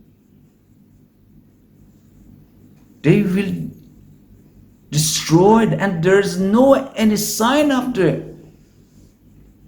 Zionism there. So it's very important. And today, as a Quds Day, is a memorial day to remember us that as Muslims, as we are as Muslims, should respect the Muslims of the Palestine, and also we are as the Muslims should respect the Quds also. And we become unity, and we should unify against the Israel and also all of the great powers which support the Israel in the cause. Wassalamu alaikum wa rahmatullahi wa barakatuh. सपासगुज़ार जनाब अलीज़ादे मूसावी बुज़ुर्गवार, बहुत बहुत शुक्रिया आपका हज़रात। हम programme के बिल्कुल आखिरी मरहले में अपने आखिरी मुकर्रर की जानिब बढ़ते हैं। मेरी मुराद है जनाब मौलाना मोहम्मद मुस्तफ़ा CH, जो मुफस्सिर हैं, मुअल्लिफ़ हैं और कोची केरला से आपका ताल्लुक़ है। वो इस मौजू पर अपने गुफ्तगू का इज़हार फरमाएंगे, अपनी गुफ्तगू करेंगे। मैं उनसे दरख्वास्त करता हूँ कि वो अपने ख़यालात का इज़हार फरमाएँ। अस्सलामु अलैकुम वरहमतुल्लाहि वबरकातुह। अल्हम्दुलिल्लाहि रब्बिल आलमीन, नहमदुल्लाह व नुसल्ली व नुसल्लिमु अला रसूलिहिल अमीन, सय्यिदिना व हबीबिना व इमामिना मुहम्मदिन व आलिहि व सहबिहि। अइज़्ज़ती व अहिब्बती अल-किराम, अशकुरुकुम अला दावती इला हाज़ल मजलिस अल-करीम हौल क़दियतिल क़ुद्स يسرني أن أكون قادرا على المشاركة في هذه الندوة عبر الإنترنت. أعزائي الكرام، كان هذا اليوم القدس منذ أعلنت الإمام الخميني رحمه الله يوم الجمعة الأخير من رمضان يوم القدس. الحكومة الإيرانية قامت لتحرير القدس والفلسطين من بدايتها إلى اليوم. قضية القدس ليست بقضية فلسطين فقط، ولكن هذه القضية قضية المسلمين. نعم، لو كان المسلم عربيا أو هنديا أو أوروبيا أو فرنسيا، أو كان هذه القضية قضية مسلمين، قضية الإنساني. نعم أحبتي، القدس قبلة من قبلتين، وحرم الثالث من الحرم والحرم المكي والمسجد النبوي وهذا القدس. القدس أرض النبوات ومهد الرسالات. هذه القدس عجائب سليمان وديار أيوب ومحراب زكريا ومهاجر الخليل ومنتهى الإسراء ومحراب داود. كذا هذا القدس كما قال الله سبحانه وتعالى: أرض مبارك، سبحان الذي أسرى بعبده ليلا من المسجد أن نتقامم مع الفلسطينيين ومع المجاهدين كما قامت الحكومة الإيرانية منذ 40 سنة مع الفلسطينيين. القدس الشريف من أطهر البقاع المباركة على وجه الأرض بعد مكة المكرمة والمدينة المنورة. والقدس شريف منزلة كريمة. علينا، واجب علينا أن ندعو وأن نقيم مع المجاهدين الفلسطينيين لتحرير القدس، لتحرير فلسطين، لأن النبي صلى الله عليه وسلم أوصانا لتحرير القدس، لتحرير المسجد الأقصى، لتحرير فلسطين. هذه وصية النبي صلى الله عليه وسلم علينا.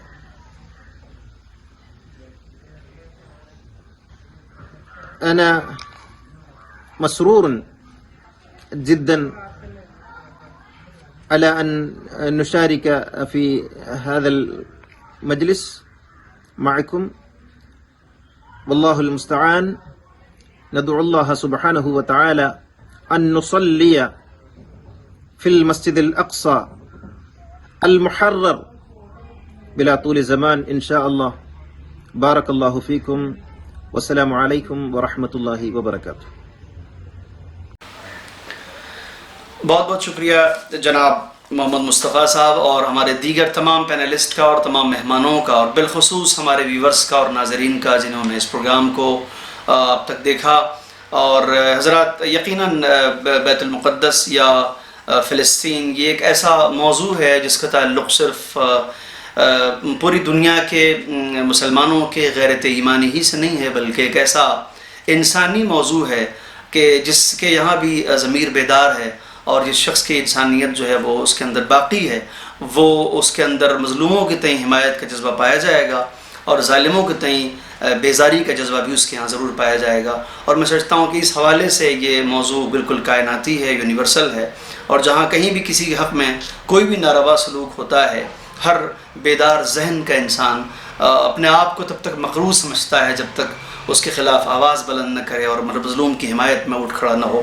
بیت المقدس جو ہے وہ ایک ایسا ہی موضوع ہے جس کا تعلق عالم اسلام کی تاریخ سے ہے، عالم اسلام کی تہذیب اور تمدن سے ہے، اس کے اعتقادات کی بنیادوں سے ہے، اور اس کا تعلق انسانی اور اخلاقی اور اسلامی غیرتوں سے ہے۔ چنانچہ یہ ایک فطری سے تقاضا ہے کہ پوری دنیا میں امام خمینی کے اس کال کے بعد جو آپ نے اس وقت دی کہ جمعۃ الوداع کے آخری یعنی اس موقع کے اوپر اس کو روز قدس کے عنوان سے سیلیبریٹ کیا جائے اور دنیا میں مظاہرے ہوں، تاکہ ہم اپنی آواز کو بلند کر سکیں کہ نہ صرف فلسطین بلکہ دنیا میں جہاں کہیں بھی مستضعفین ہیں اور مظلوم ہیں اور استحصال شدہ لوگ ہیں جن کے حق میں ظلم ہو رہا ہے، ان کے خلاف، ان کے ظالموں کے خلاف اور ان کے حق میں آواز ہمیں بلند کرنا چاہیے ان کی حمایت میں۔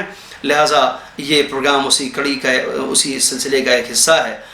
ہم ایک بار پھر آپ تمامی حضرات کی خدمت میں، بالخصوص اپنے مہمانوں کی خدمت میں میں شکریہ ادا کرنا چاہتا ہوں ان کا، اور آپ تمام ناظرین کا بالخصوص شکریہ ادا کرنا چاہتا ہوں کہ جنہوں نے اب تک ہماری ہمراہی کی اور اس پروگرام کو دیکھا۔ انشاءاللہ ہم اگر وقت ملا اور توفیق حاصل ہوئی تو ایک بار پھر آئندہ پھر اسی قسم کے کسی پروگرام کے ساتھ حاضر خدمت ہوں گے۔ تب تک کے لیے خدا حافظ، فی امان اللہ۔